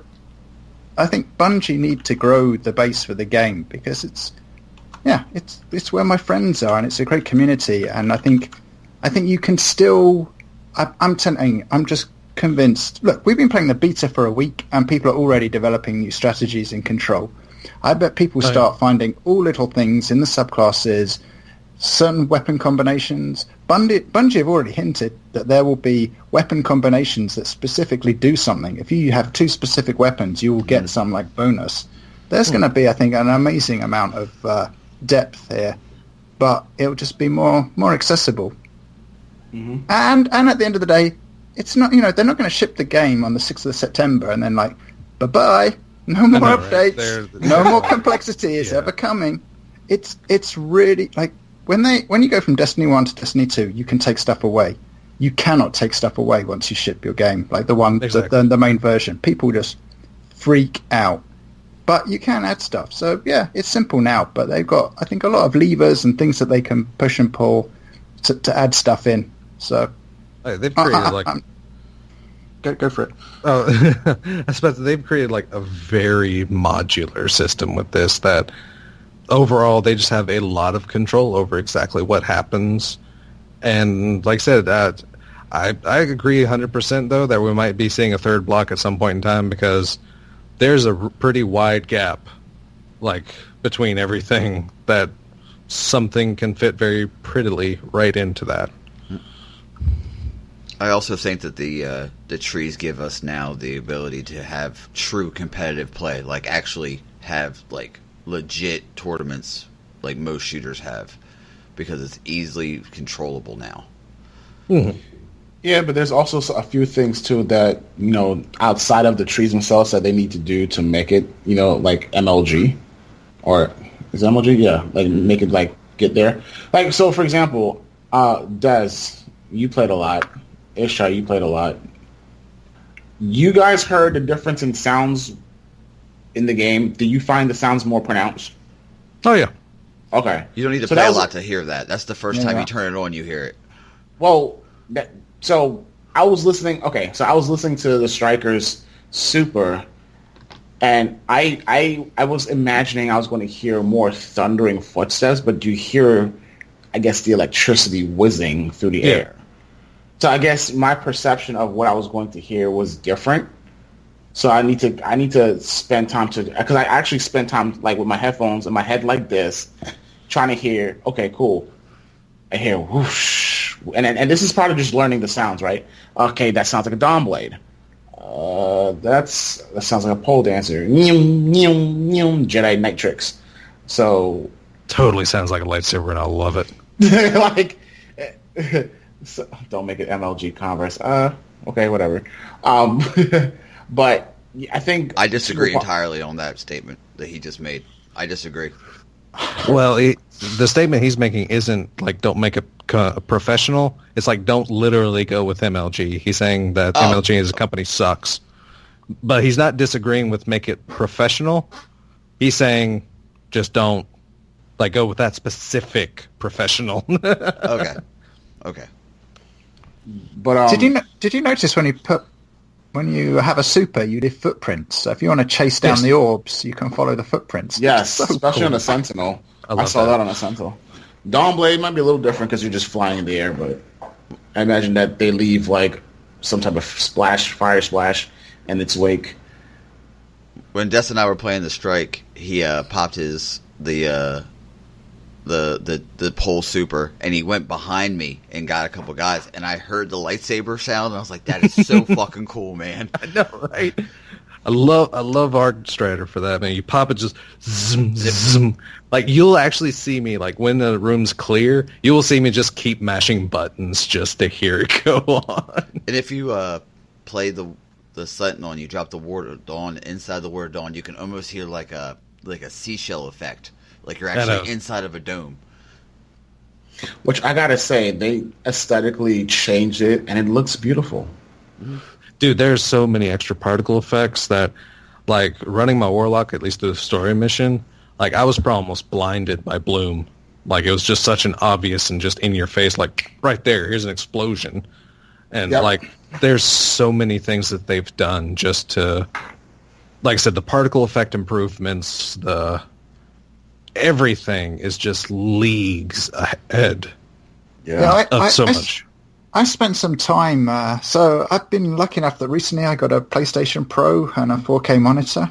Ooh, there you go. And excuse me. You said, okay, lucky. Humble brag. Lucky. Getting a PS4, okay, that's lucky. Getting at a 4K, dude, okay. I can't even speak. Words, what are those? Syllables. Going on.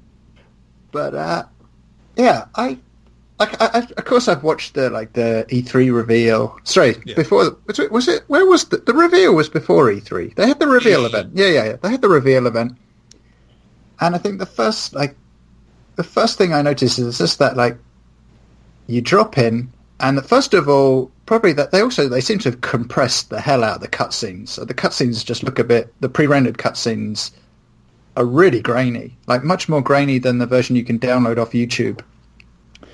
But then the in-game stuff just looks like the in-game cutscenes looks awesome. And then, spawn in and you recognize that you're in, what is that part of the tower called? But, where the table used to be. And it's just been, it's wrecked. The Vanguard room? Yeah. Hall of Guardians main chamber. Yeah. I mean, first of all, if you've never played Destiny, I think you'll pretty much understand, something bad happened.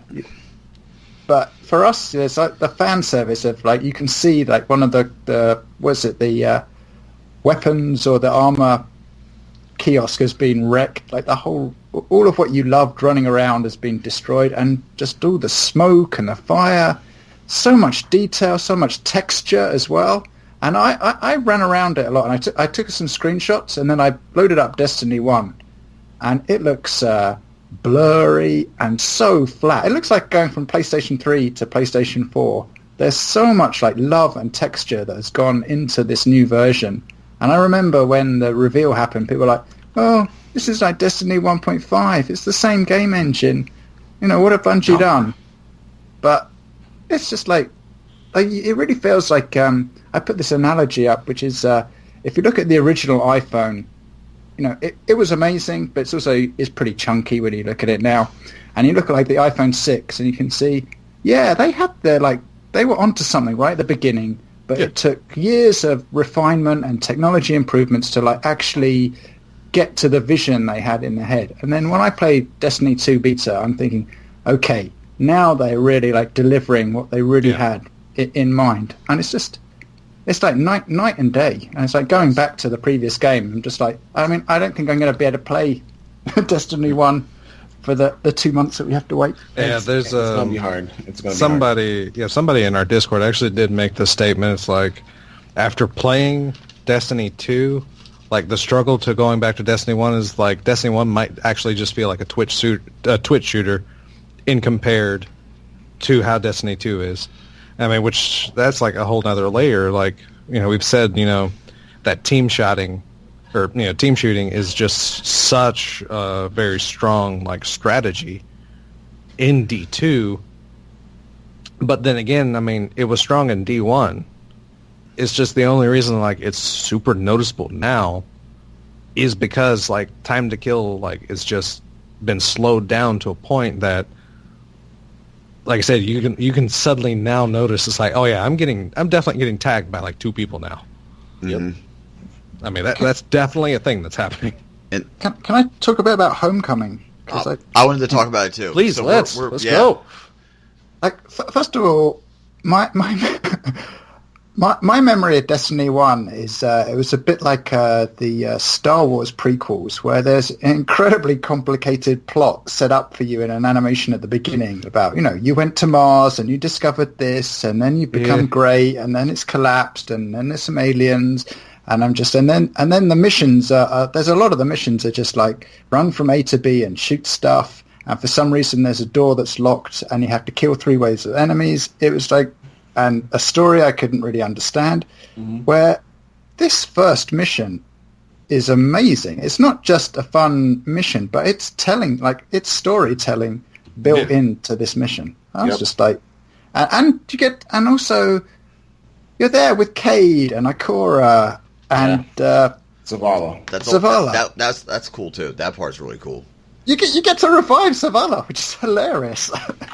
Like, if you play that mission randomly, he will be killed where he's standing, and you can revive him. You can revive the orb. Oh, wow. Actually, I didn't get that one. And Shax is there too. Yeah. That confused me. Shax confused me because he literally just like, if it's war they want. And it's like, well, why the hell are you not out there fighting, fool? Like, what are you doing? He's protecting all those people. I'm sorry. Shax, to me, I've always envisioned Shaq as, based off of the lore, I'm going to go there. Oh, no, we don't need to pull back. We need to hit him where it hurts. So for him to actually be helping people and not getting engaged and fighting alongside Zavala or whoever was completely mind-blowing to me. I literally was like, you're giving me a gun, but why the hell are you on the battlefield? Don't you live for fighting? Well, but then again, also a lot of the lore for Shax is like centuries old. Mm-hmm.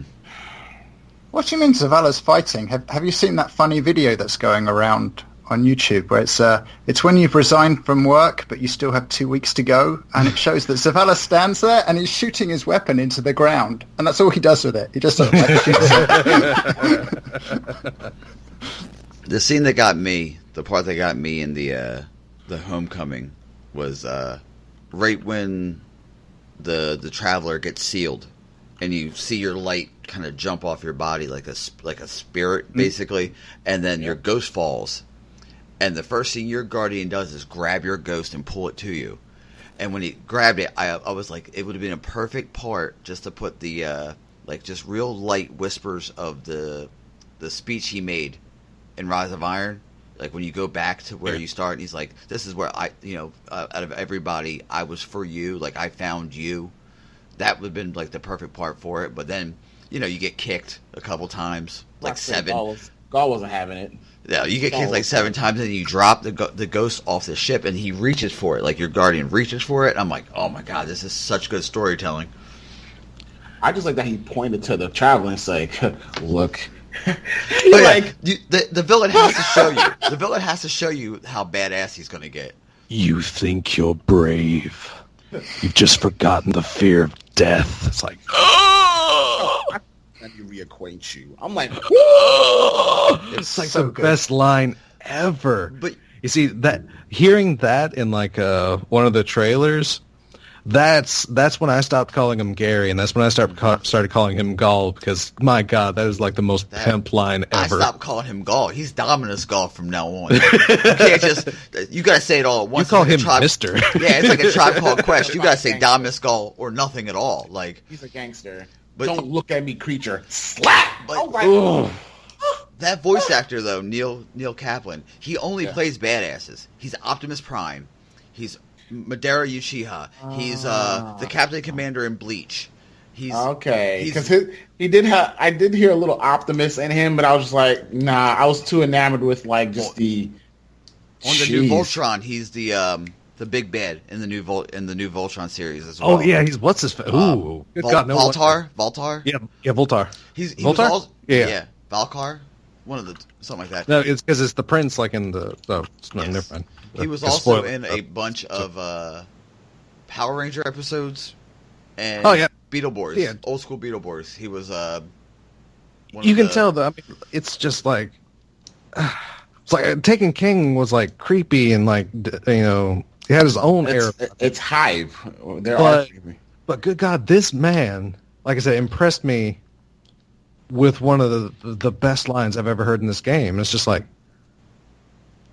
wow. I mean, he actually has it out for us. I mean, this is like personal. I mean, it's like I'm not talking about the movie, but this, well, a bit also. But it's like the relationship between like Bane and Batman. It's like this is. Gaul looked at us and he's like, "I will break you." Yeah, you don't deserve the power you were given. You're a coward. What a hiding strong behind line. the wall. Yeah. You're hiding. He said, we call us a coward hiding behind a wall. Of course, I thought about Zavala. But it's like,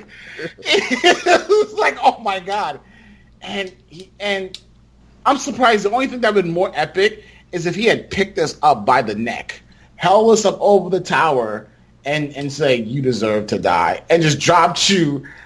And you fall to your death, and he just turns around and walks away. I think that would have been, outside of the kick, that would have been the most badass. He just picks you up. It wasn't even a kick, man. We didn't deserve it. It was a push. It was like a foot push. It wasn't even, it wasn't a kick. It was just like a shove. Push. Yeah. But wasn't it? Because at first I called it a Sparta kick myself. But yeah, looking at the cutscene, it's just like a, get out of here. It's like you're shooing a dog. No dogs were harmed in this episode. I'm also looking forward to playing that mission as like a heroic mission, where some of the recent heroics have been like, ugh. I want to raid Gaul. Dominus. I want to raid him. I want to raid the gangster.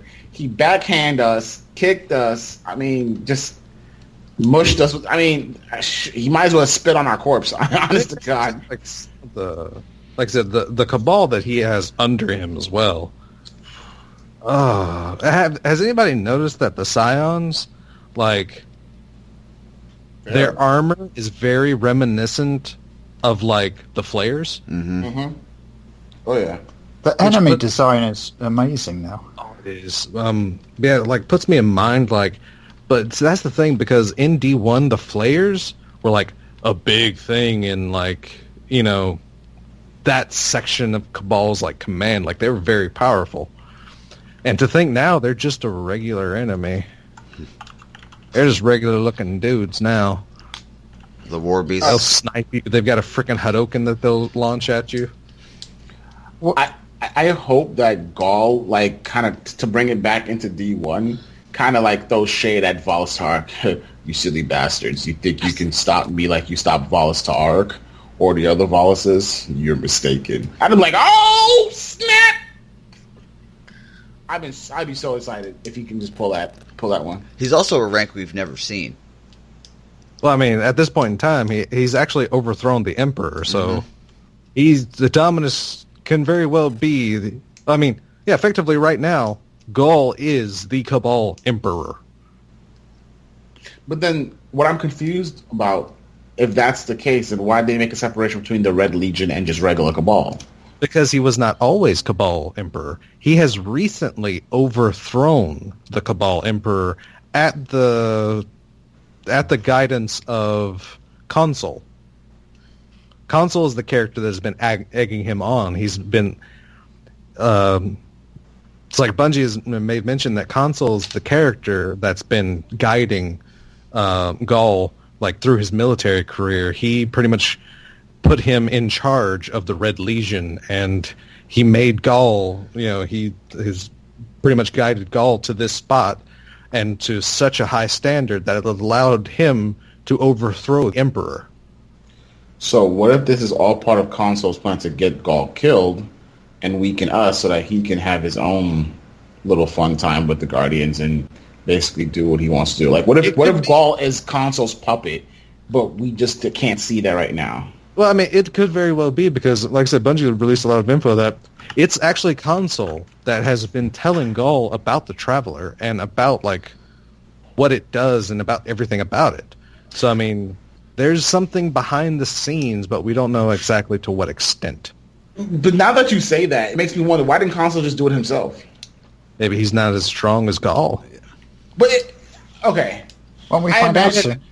That's like taking the movie Batman versus Superman into like account.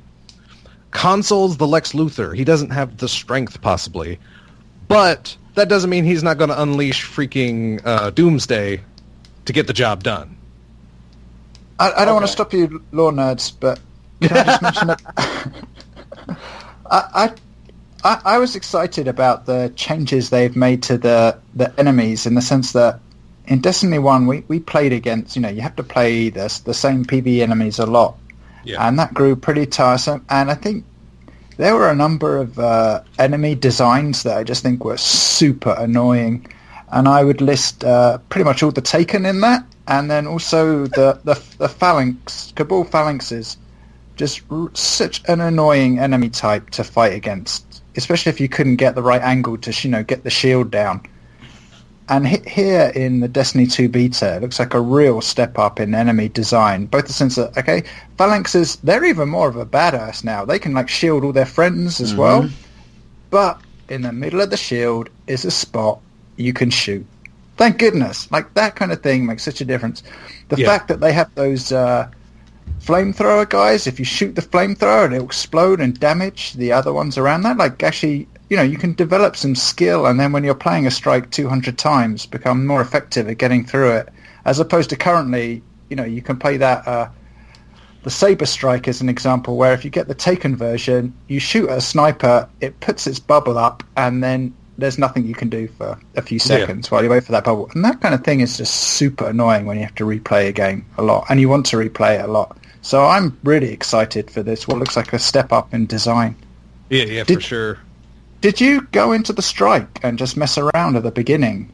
Yes, I've torn this apart. I have probably made so many early access people very, very angry because they're like going through and like trying to complete the strike, and I'm still like at the beginning trying to fight the dudes that tend to like spawn like just to the right of where you start. I like went across and explored like every inch that I could. I mean, I wanted to find out as much. But I do agree, like, Centurions were, like, one of my most annoying enemies to face. But now that they've added that glowing spot and you can just stagger them just whenever with a couple hits to that, oh my god, it's just so much easier. I mean, they can still be a problem, but you just deal with them first by just tap, tap, tap. Oh, they're staggered. Tap, tap, you're dead. Love that. The new Fallen look great as well. I mean, everything looks like a huge step up. There's like the servitors look really great. Oh god, and servitors. Yeah, we know what servitors do now. It's like in D1, servitors would cover Fallen, and it wasn't 100% certain what they did because they still died relatively easily. Maybe it was health regen. Hard to notice sometimes. Right. But yeah, D2. If you see a servitor like do a spinning animation and then latch out its aura I've seen up to 2 different allies. Yeah, they're immune from all damage. They're basically taking goblins now.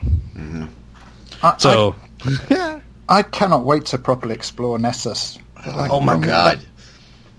Because I'm someone that really enjoys like being able to like play a few PvP games and then drop in to patrol, and Destiny 1 had so much potential, like so many hints of what it could be there, but it was like even when they got better, like the horde modes with like Archon's Forge, I still totally burnt out going there, and then there was no real rewards to go back to. So if they can just have a bit more to do there, and this new world looks like it potentially has a lot more secrets, but it just looks like a beautiful place to explore. Yeah, it's a place I definitely myself also want to learn as much as I possibly can about, because being a Vex, going back to Lord Nerd mode for a minute, like with it being listed specifically as a Vex stronghold world, it looks eerily similar to the inside of the Black Garden. Mm-hmm. Like a lot of the same plants, like a lot of the same atmospheric quality to it. Those red plants. Yeah, the red plants, like I said, even the light bluish atmosphere is like the same as the inside. That last mission in the Black Garden, it's the exact same, like just before, goes, before you finish off the D1 vanilla story. But, like I said, I hopped in there, and I hopped on, because I think I did the PvP match first. And I kept asking, because day one was like me and Khan doing some PvP, and it's like, this is so much like the Black Garden. Because, I mean, like I said, it's the red plants, it's the atmosphere, and it has certain imagery that's not only, it's not found in a lot of Mercury maps and such, or like imagery, but it does have a lot of elements that you find in either the Black Garden or the Vault of Glass, because there's a Vault of Glass symbol, like on one of the buildings, where you spawn in. Did you glitch into that area? Oh God, you can do that? Yeah, you should. I'm sure there's videos on YouTube. A friend showed me how. So, but yeah, you can, because I guess it's what's it called? Is it like Secret Sector? There's like a name, Lost Sector. Lost Sector. Yeah. So you can glitch in and sort of walk around. It doesn't all fully load in, but it still hints at something really cool for what that mini dungeon will be like. And then I had a ton of fun as well when you got a pike and then you could zoom across the Vex Milk Lake. That was really cool stuff. When we spawned in this morning, I told Des I wanted to play it, and he was like, all right. And when we landed, I was just looking around. Like, I was just looking around with my character, just looking at everything. Like, the ships in the background dropping and doing drops and stop and goes. When you jumped down, I was like, what's over here? And he was like, nothing. And I was like, all right, well, I wanted to see. I'm like, I believe you probably looked everywhere. And then the cannons were fun. The waterfall, that's milk. That's Vex milk. The Ghost's reaction to it, he had two reactions. It was actually pretty cool. Oh, look, it's a waterfall full of Vex milk. Also, I didn't like the other AI. Because I was like, who the fuck is this? And that's like, it's failsafe. I'm like, it's not Ghost. I don't give a shit. And he was like, no, Ghost is still here too. It's just another one. I'm like, I don't like it. Exactly. I don't like it. Exactly. At all. Like my first instinct was like, I don't have 100% faith in her because she's an AI that is displaying multiple personality syndrome, and like usually, like when you're introducing AI, when their like personality starts to fracture, that's not good. Nope. That's like super not good. I like her. She basically gave our Ghost a hard time, and he's like, "You're not helping," and I'm like, "Calm down, damn, I got this." Like, I thought it was actually kind of cool. But a lot of personality. But it's I love that strike. I mean, there's the only slightest issue that I've had in the beta was it's like I told Buster. It's actually not even something that was an issue like my first 5 times completing that strike.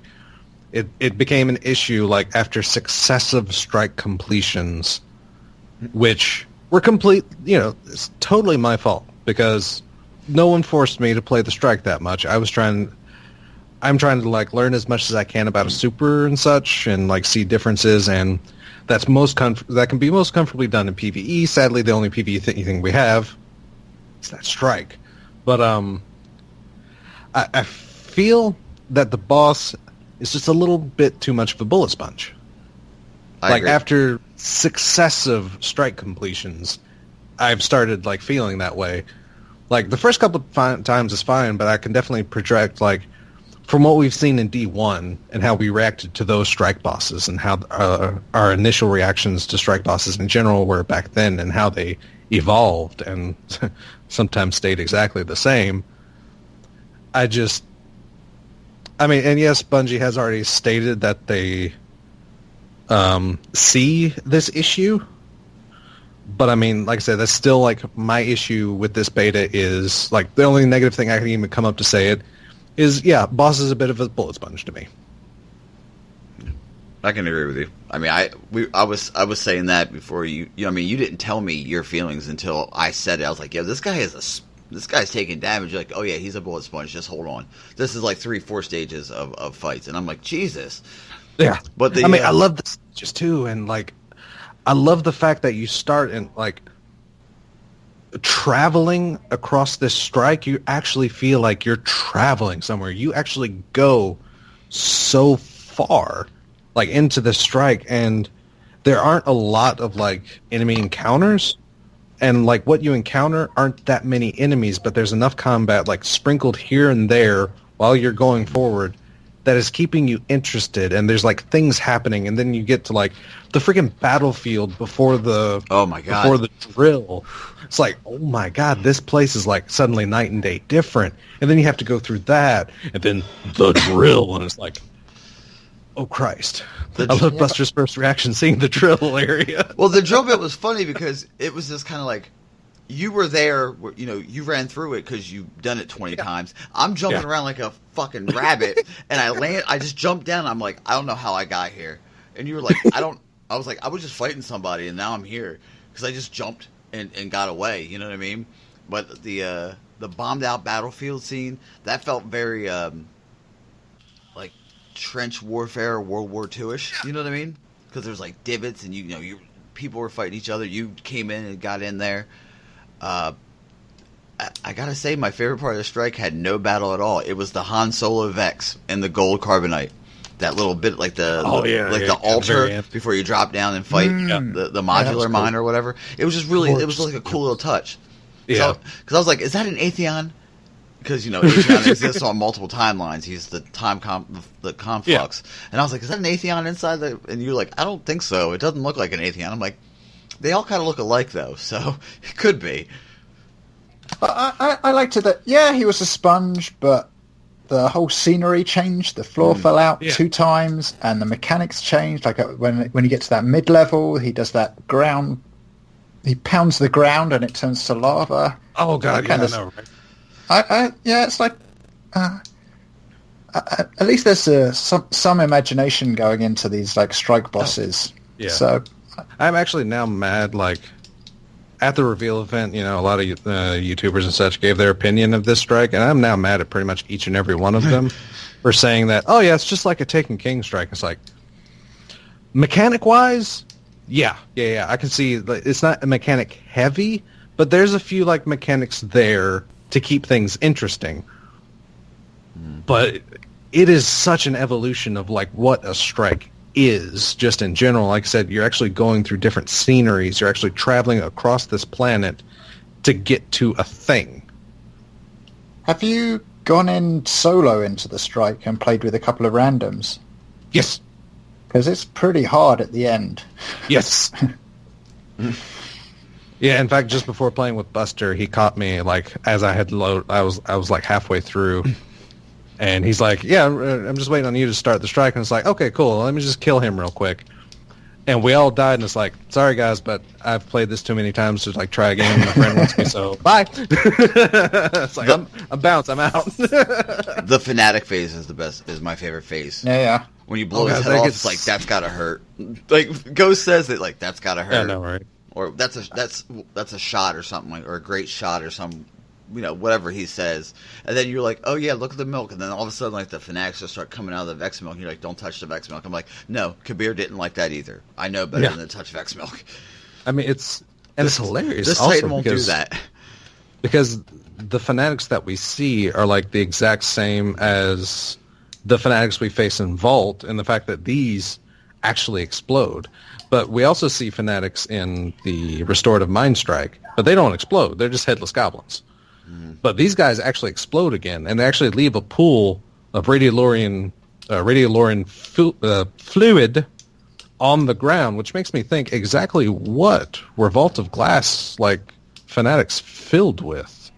Love. Like some kind of experimental crap? I mean, because whatever fanatics are filled with marks you to be gotten rid of. That's just the lore nerd asking a million other questions. And it's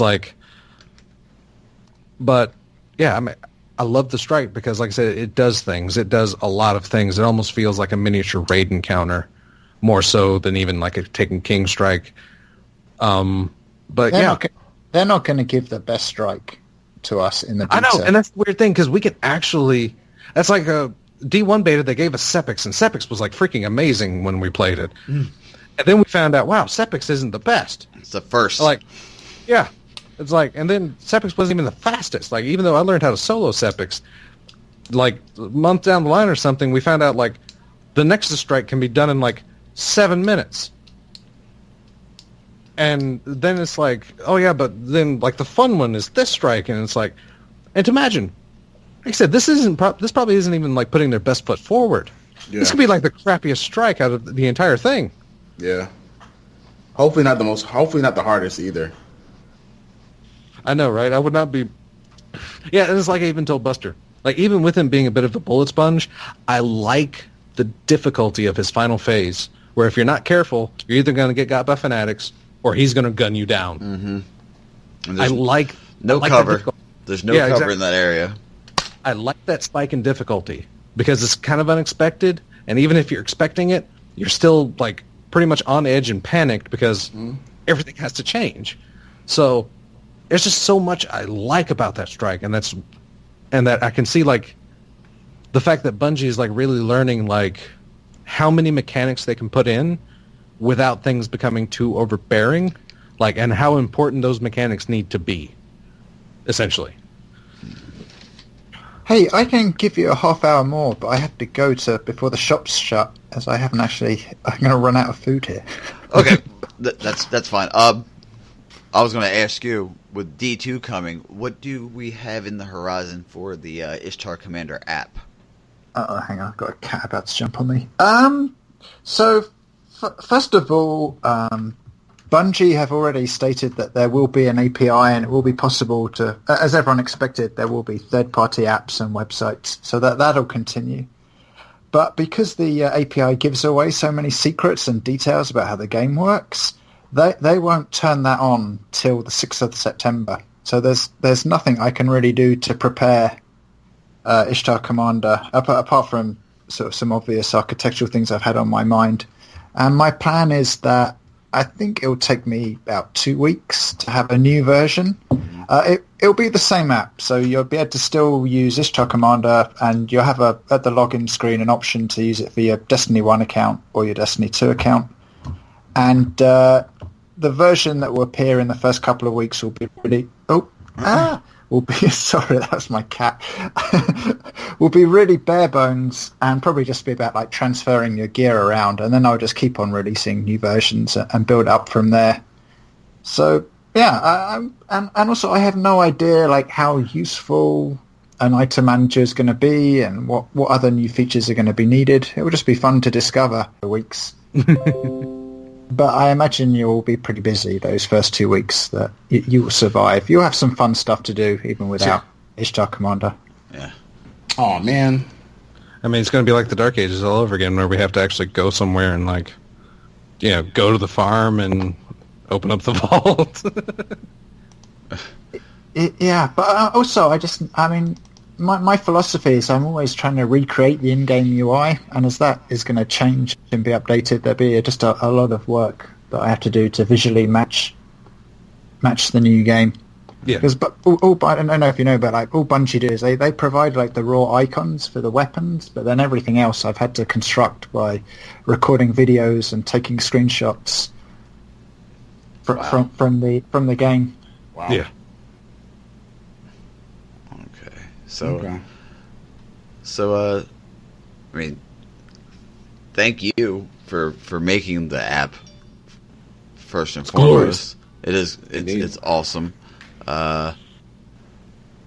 Also, I'm excited to see what you can come up with to make it, the Ishtar Commander app that we know and love, and watch it evolve like we did in Destiny 1, because it did change drastically from the beginning to what it is now for Destiny 1.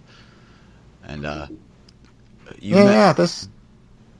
Sorry, go ahead. Oh, I was going to say, you mentioned you have to go to the shops, and I understand. No, I've got half an hour before I need to go, so I can give you another 30 minutes. I was saying, I'm not running.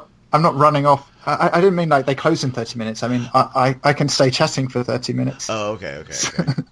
I misunderstood. I thought you know. Yeah. I wouldn't have given you 10 seconds warning and then be like, bye guys. Wouldn't be the first time.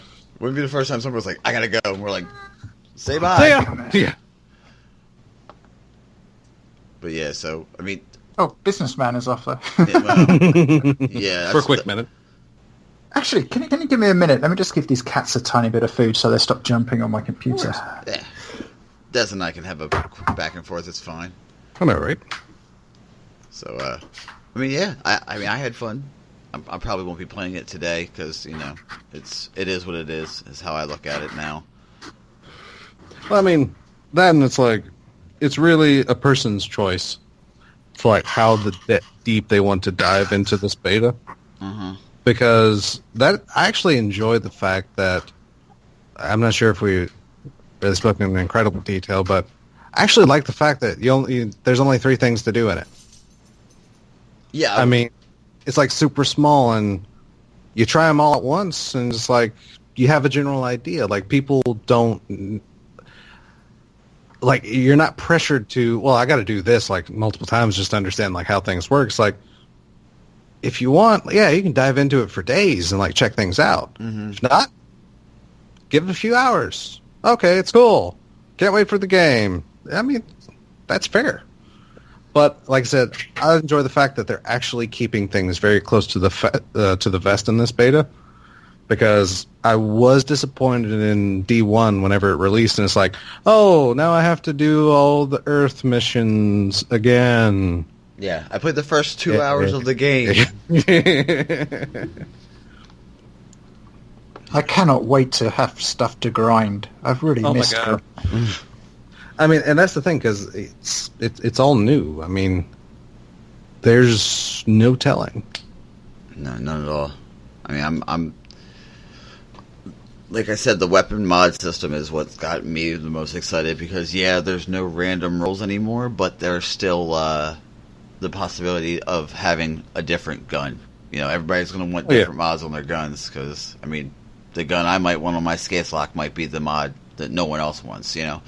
So, and the weapon shaders, I so wanted those for so long. I know, right? Not just exotics, every weapon has a shader now. Perfect. Thank you so much. Which is great. And hopefully, like, if they continue an ornament system, I'm hoping that'll do, like, with some of the more drastic things that they do on weapons, like say, Bad Juju, for example, where it actually changes the bones on the weapon. I'm hoping that, like, if they continue like alternating visuals for exotics, that it will go towards more towards like the ornament system that they came up, because I really have loved the ornament system, but that's basically what they're doing with legendaries now. You're basically ornamenting them and putting different like colors on them. Yep. So hopefully, if they do continue something like the ornaments, that it will be more.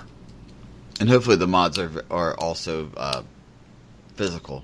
Like if you put on like an extended barrel, the barrel looks different, or a laser sight, you actually see the laser sight, so on and so forth. I mean, that's what I hope. I hope it's just not like, oh, it does this to it, but aesthetically it's the same weapon. Just little things. It's just little things, man. You know, We'll find out for that. I mean, it's going to be. And also, I mean, I actually absolutely love the fact like that's going to have set perks because the shotgun retro futurist. I love that weapon's design when it comes to perk selection. Like, not even just the perk selection, but the barrel selection for the retro futurist. Its top barrel, it's like, it's full choke. I mean, it is essentially it's shot package that takes away your precision damage. Mm-hmm. The middle perk, or the bottom barrel, should I say, is something that increases your shotgun's range, but also widens its pellet spread. And then the normal is you're basically just, here's what it does. I mean, we're going to get a lot of like well-designed weapons with that in mind. Like with a lot of things like, hey, you want your weapon to do this thing? Here you go. Hey, you wanted to do this thing? Oh, yeah, there's this choice too. I mean, it kind of... the thought originally, like a lot of people may have thought bare bones, but like I said, it's going to give us like the potential for a lot of interesting weapons that just make sense, I think. And it's going to be awesome that if there is one broken weapon, they can just fix that without destroying, say, all auto rifles or all shotguns. Exactly. It's like, Clever Dragon has an issue with high caliber rounds. Guess what? It doesn't have that anymore. Carry on. I mean, that's how that could have went. As opposed to, every weapon in that archetype is terrible, is bad now, is nerfed? No. All fast rate of fire pulses? Yeah, they need to come down. In fact, Clever Dragon? Oh, yeah, and you, Grasp. You've been a problem, too. You get ammo nerfs. Yeah. So, yeah, I mean, like I said, their ability, and I can even foresee that for, like, the skill tree perks, or the blocks, should I say, the block perks for subclasses. I can definitely see that, too. Like I said, if they have an issue with one ability going haywire or, like, working off another ability weird, reach in, tweak, all right, we're done. I mean, it's such a modular system that, yes, it doesn't have a lot of, like, choice, but I think like Design Crew said, I mean, it's there's going to be a depth, and things are just going to make sense. And I think in the end, it's going to be amazing. If there's only 20 weapons, then of course that system is rather disappointing, and then I'd be like, what am I going to be grinding for? But presuming that there's a lot of weapons there, I think it sounds more rewarding in the sense that if I know I want like the Better Devil's hand cannon, and that only drops, say, playing PvP, I can go, do that activity repeatedly, and then if it drops, I know I got the gun I wanted. Exactly. An IS Luna with the worst perks ever, which somehow makes it's like an anti-reward. Exactly. And also, you can see now that they've in D1 they're making the weapons vendors change every week. That 2-tap luck in the chamber palindrome. That is that's an exotic that's pretending to be a legendary. And I think it's a good, like, I'm glad that they can make exotics truly exotic, and and actually probably have a good idea of the impact of any legendaries they put out there, and fix the ones that have unexpected results. So I'm potentially, so long as there's plenty of stuff to grind for, because I just love that. I'm someone that I did play 150 strikes in a row. Well, not in a row, literally, but 150 strikes during House of Wolves just to get the Hopscotch Pilgrim. I was like competing with a friend. I just had to get that gun before him. I have gotten every, like in House of Wolves, I had grinded strikes, and I got every single strike exclusive weapon except Hopscotch. But I when I've come home from work and stuff, that grinding and that hunt, I think it's part of what makes Destiny fun. So the idea that you can go hunt for something and not get a disappointing version of it sounds really cool. Exactly. But also one thing we have not touched on that might be a thing. It might not be a thing. That might just be the exotics that the game has given us, which, the beta gives you freaking exotics, depending upon what class you choose. What if what if like the exotics we see are like, this is how they handle exotics, where nothing is changeable. It's just, here's a line of perks. Use the gun. Have fun. They had, is it John Winuski on the Crucible Radio podcast? And he talked about how the barrel mods made those weapons really difficult to balance. So again, maybe it's just... Maybe that is it. It's just that there won't be any options. It's just, here's the exotic and... Exactly. I mean, it kind of like...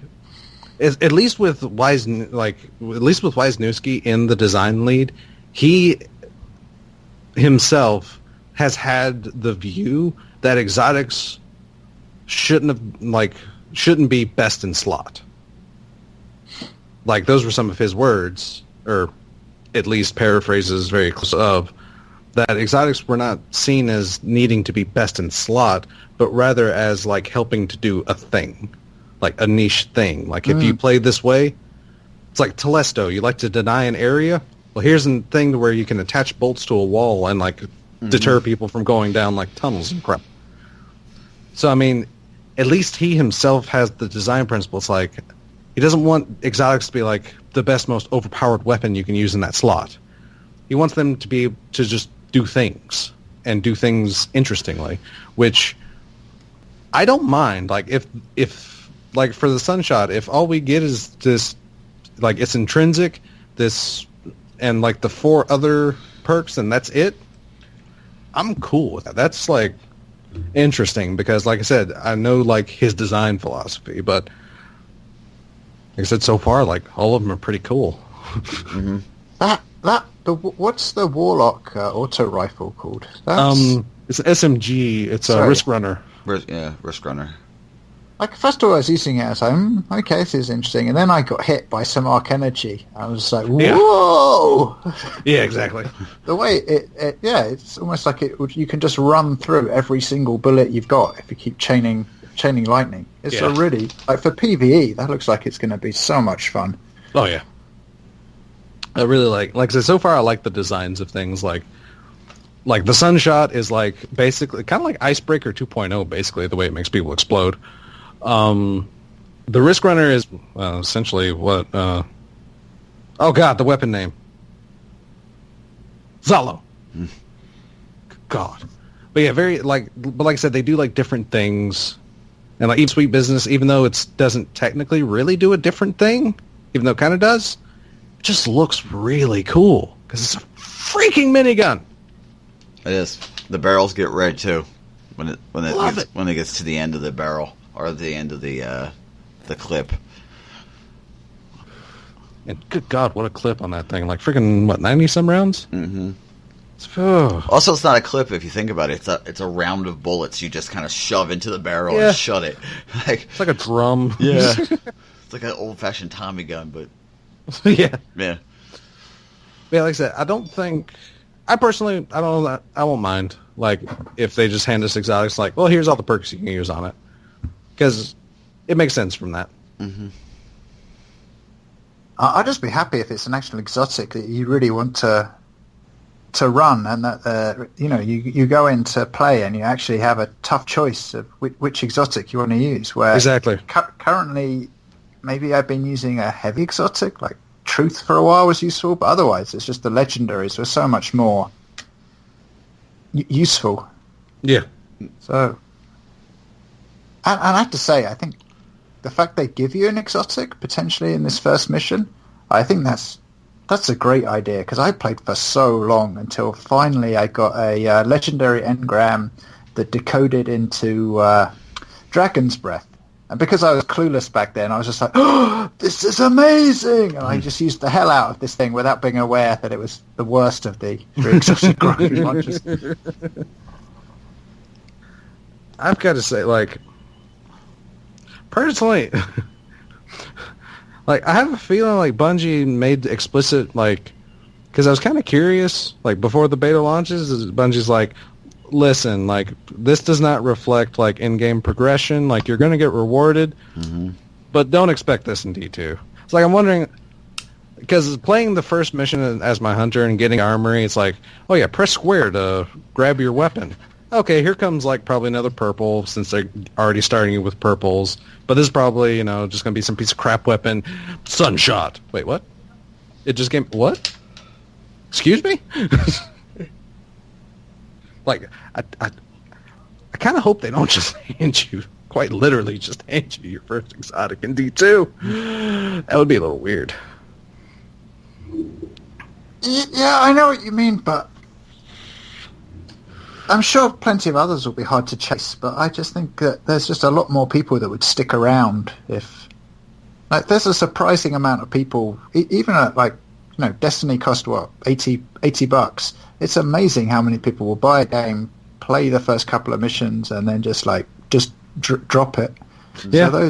So those, I think those things are giving you an exotic early on from, I guess, a certain pool. I could see that being fine, especially so long as there's more of these epic missions. And if you listen to the Bungie podcast, they're clearly so proud of. Is it Lost to Light where you get the spindle? Yeah. Yes.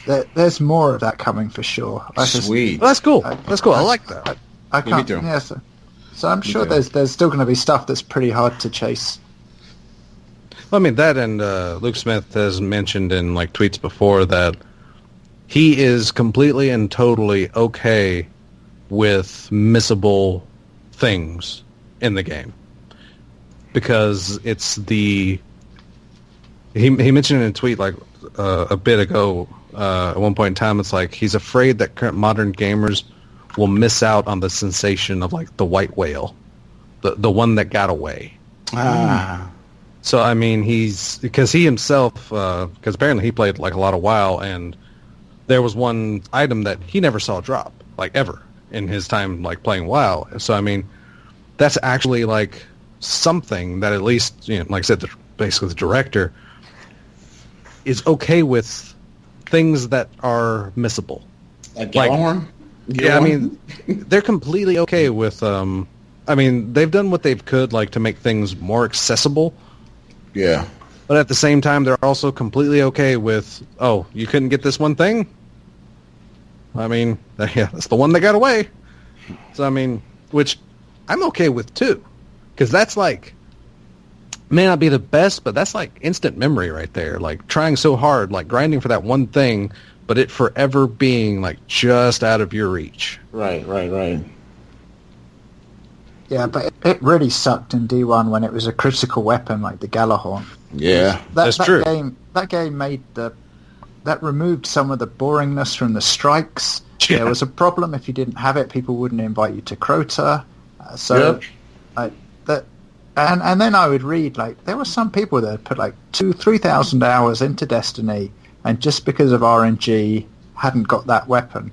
Yeah. And did you see my tweet? Because the first time I ran Crota, I got Black Hammer, and my fire team were like furious with me. Some of them had never got it, and there I am, my first run through, and I get this amazing weapon. So I like the randomness and the grind to a degree, but I just think if you put a certain amount of hours into a game, you should get some critical weapons. And sure, I was mad enough that I just kept on chasing Gallahorn forever, but. Well, that and hopefully, the more critical weapons aren't like, like, I like the fact that, like, Gallahorn was a really cool idea, but at the same time, it was, like, horrible, like, weapon design because it was the go-to. It was best in slot. It was the bee's knees. It was the cat pajamas. Yeah, I mean, it was what you use, and especially when you had the holy trinity of year one of Fatebringer, Black Hammer, Gallahorn. Melted. What could stop you? Especially original freaking ammo magically out of nowhere, Black Hammer. I mean, that was because, I mean, but yeah. Hopefully they've learned a lot about, like, certain things at least. Hopefully. Yeah, PvP is broken because of special weapons that can be in the primary slot, like No Land Beyond. Yeah, exactly. Weapons that regenerate ammo, like Icebreaker, is amazing PvE weapon. It's just made PvP hell. Yeah. So, and now that's why I can't believe there would be an exotic that you could use, turn a kinetic into an energy, because that it takes the ability to control the game away. And same with like special ammo. The system they have now, they can control the power ammo. The locked loadouts mean that if you can't swap weapons around when you're in trials, you potentially can't glitch around changes to the ammo system. So I just it's potential. They've got.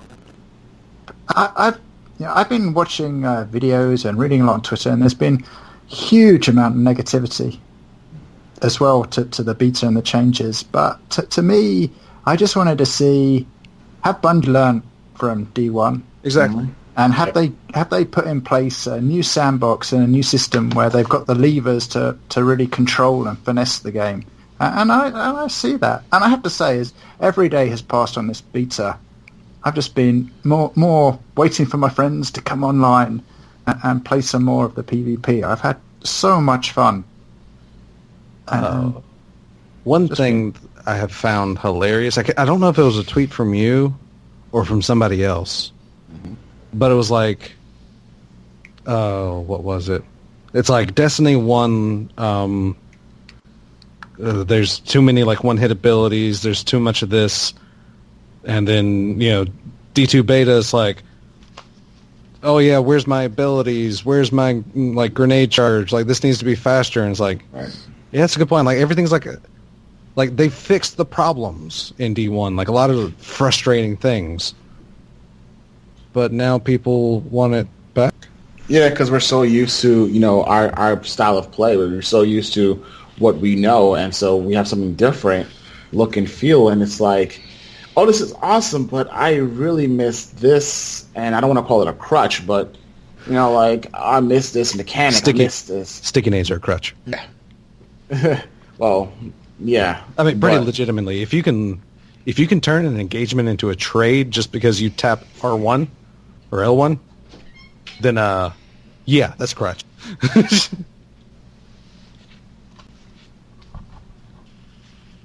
Yeah. Uh-oh. No. Just I took like a hiatus from gaming when my kids were already young, and then Destiny has been like the first game that I became completely obsessed with and crazy and been part of a community with as an adult, if I almost class as an adult. and I'm just amazed at in gaming, just the like large part of what seems to be part of a community that is so incredibly toxic, and people that are just determined to not enjoy what is just a game. I mean, I completely understand. I just feel like the standard people hold Bungie to and Destiny to is sometimes just completely out of whack. I mean, it's not. I think if you have something like a politician and the influence they have over your life, it's of course completely legitimate to hold them to a very high standard, and whether you're part of that party or not part of that party, to criticize them. But with a game, at the end of the day, if you really think Bungie are horrible or this game is terrible, then you have the freedom to just move to another game. But for those of us that are obsessed with it, that I'm like, this is my hobby, and when I think of directors of film that I love or authors that I love, I don't expect, I used to be obsessed with reading Stephen King. I was always looking forward to his next book. But it never occurred to me to, not that I could in those days, there was no Twitter, but, get on the telephone, call Stephen King and tell him, I really loved Misery. You should bring back the main character, and the main character should do this. Oh, and by the way, when you publish this book, you should make it out of silky, velvety paper. Oh, by the way, there should also be a free Kindle version, because I'm actually not going to buy the version of that book that you released. and that's how it's like. People like I want Bungie to learn from the community, and that's what I see. But honestly, I don't personally expect them to literally do what I say. I don't think Bungie's my bitch that should like it's just I just keep coming back to this, that it's a game and it's my hobby, and there's a lot of things that you could get really mad about, but it's like a fun part of my life. And I think there are so many people in the community that just want to complain or feel that Bungie is out to do something evil. That it just drives me mad. But I try and block that out. And I try and, I don't get me wrong. I can be an epic moany pony, and I can bitch about stuff nonstop. But I just think that, there's so many genuinely serious things in my life or in everyone's life, and this is an escape. And there isn't really much of an alternative. Like, if you don't play Destiny, what are you going to do? Well, there's Overwatch for a bit. Or like I was saying, I loved Horizon Zero Dawn, but that is like a fixed 40 hours of fun, and then it's done. Where Destiny is a hobby, and it's a way to link up with my friends. So I just my plan for Destiny 2 is to try and just ignore and block out some of the insane toxic part of this community, because I don't even get the argument that you have to non-stop complain or be super critical of Bungie to be objective. It's just it's a game. It's not something having much effect on my life apart from like an escape and fun and a great way to meet up with my friends. So I don't think I made that point very clearly, but that's just how I feel, and that's my plan for going forward, is to have a lot of fun and just like Stephen King, I have faith in Bungie. They did the Halo games. There was so much fun I had with Destiny 1. Cannot wait to see what is going to happen with Destiny 2. Yeah. Well said. Well said. And I love the fact that you so happen to use the example of Misery in that example, considering that's pretty much what happens in Misery. Yes, actually, I hadn't thought of that. But yeah, oh my goodness, yeah. I thought I heard that analogy before, though. Same one. I've actually, I don't know if I did it on podcast, but I have made mention of Entitlement is basically Misery, the book. Because it happens a lot where people are very controlling, and it's just the fact that people expect things and expect a lot of things, and they want their experience. But at the same time, it's like, by buying this game, this isn't like your world. I mean, you're invited to participate in a world that Bungie is created. Not created, like heralding, something that they're caretaking.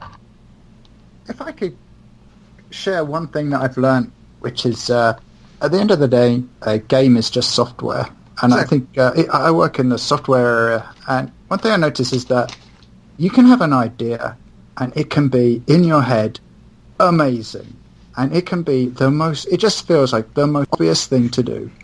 And then you code it up, you put it into your software, and then other people use it, and a whole ton of unexpected things happen, and you realize, oh, actually, my idea sucks. And the only way to do that was to actually implement it and put it into the software yourself. And I think the same goes with Destiny, that you can have what seems like, oh, Bungie are such idiots, they obviously should make this change. But unless you have actually made that change and tested it out with a bunch of people, you have no idea that it's really as great as you seem. There are exceptions. There are bugs. I think in year one, snipers with luck in the chamber, that was a bug. That had to be fixed. I think things like that, or the game crashes. There's plenty of stuff that, absolutely. When people complain about that kind of thing, that they're onto it. But a lot of the changes to the Crucible and the changes to PvE are just, they're not obvious. And unless you've actually implemented it and tried it out, all you have is a nice idea in your head. You don't really have anything more valuable than that. And realizing that can make things a lot more. Make your life a lot more enjoyable, and it'd be easier to appreciate the difficulty of what someone like Bungie is doing. Yeah, I agree. I think that's the best way to end this show, this episode. Yeah. That would bring the 62nd episode of the RngCast to a very information-filled and logical conclusion. A borderline philosophy. Yes. Why don't you tell everybody where they can find you, what they can do to support you, and Twitters, your Twitches, anything, whatever you need to do, man. The floor is yours again. I can, yeah. First of all, thank you very much for having me. It's always a fun to be here. And I think I've been very lucky that you invited me during the beta as well. It's like a perfect time to spout for hours. Yeah. But if people want to find me, the best place first of all is if you don't know about the app, it's the bestest mobile item manager for Destiny 1. And I it's approve this message. Ishtar Commander for Destiny, which is available for free on both iOS and Android. And I have a Twitter, which is just at Ishtar Commander. I occasionally tweet about the app. Mostly I tweet utter nonsense and poking fun at various crazy things in the community, because as a community we're just insane in a good way, but also we moan about hilarious things. I had to poke about it, and people continually reply to my stupid tweets as if they're serious, which I love. Please make that continue. And then if you want to, it's a free app, there's no advertising. If you do want to support me in any way, I have a Patreon, which is just patreon.com/Ishtar Commander. And even $1 a month makes a big difference. So please do support me. And I'm hoping a lot of people come back for Destiny 2 and download the new version of the app when that's available. Can't wait. I know I will. Is it going to be a new download, or is it going to just update to your existing? It'll be an update to the existing one. I think it's just too much hassle. As I do basically the whole app on my own, it's just too much hassle to have two separate apps. Mm-hmm. So. And it will still... Bungie are going to leave the Destiny 1 systems in place, so you'll be able to carry on. In fact, people may not be aware of it, they're going to remove Destiny 1 support in middle of August from the official app and from the website, so you'll have to use a third-party app if you want to carry playing Destiny 1. Which one do you have to use again? Sorry. Which, you said they have to use a third-party app because it won't be supposed to... Which one again? Well, they can... If you want to manage your games with an app from the 17th of August, then you have to use Ishtar Commander. Thank you. That was a plug for everybody. There you go. I was hoping... I know, right? It's been 3 hours. I was starting to sweat a little bit. I was like, is he going to pick up this plug? I know, right? Does he want me to do it? Should I do it? It's like, this is pretty hardcore, like, here you go. It's like, what a noob. Hey, man, 3-hour podcast. Not everybody's used to doing it. I know, right? But by the way, just in case you didn't know, you have a Patreon as well. What's your Patreon? Patreon.com/Ishtar Commander. Do you know that RngCast has a Patreon as well? Patreon.com/. How do I find it? Patreon.com/the RngCast. For $3 a month, you get everything early. But who goes next? I always get this wrong. Is it Biz? It's the main man, the Businessman 24. You can find me on Twitter at businessman_DRP. Twitch.tv/businessman24. And this is your boy Raven. You can find her at DES_Raven. And eventually, you can search me on YouTube, Death Switch Raven, and things will be happening maybe after the beta and after I stop playing video games. Because I'm playing too many video games right now. So things are suffering. I apologize. I'm sorry. I love you all. And of course, I'm Buster Knuckle. You can find me on Twitter, BusterKnuckle13, BusterKnuckle13, Twitch, twitch.tv/Buster_Knuckle. On YouTube, just search Buster Knuckle. I don't have a URL yet. You can find this podcast that you're watching or listening to, probably listening to, at the RngCast on Twitter and on Instagram.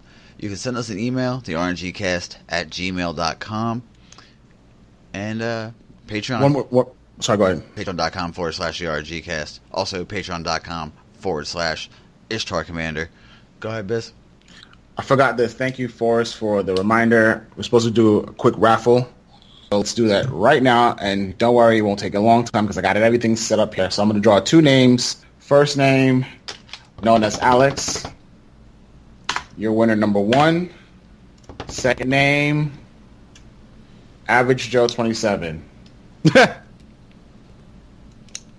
So we'll get some stuff from the main man himself. I promise that, and thank you for reminding me. So, Average Joe and known as Alex. You're the 2 winners. I will speak to you all with them and talk to you about what you get. And that is this week's episode of the RngCast. Ishtar, thank you for being on. Nigel, you're amazing. Best app in the business. If you don't have it, you're not doing it right. Ishtar Commander, iOS, Android. Fuck it, I said it. Fuck them. We're out. Later, man.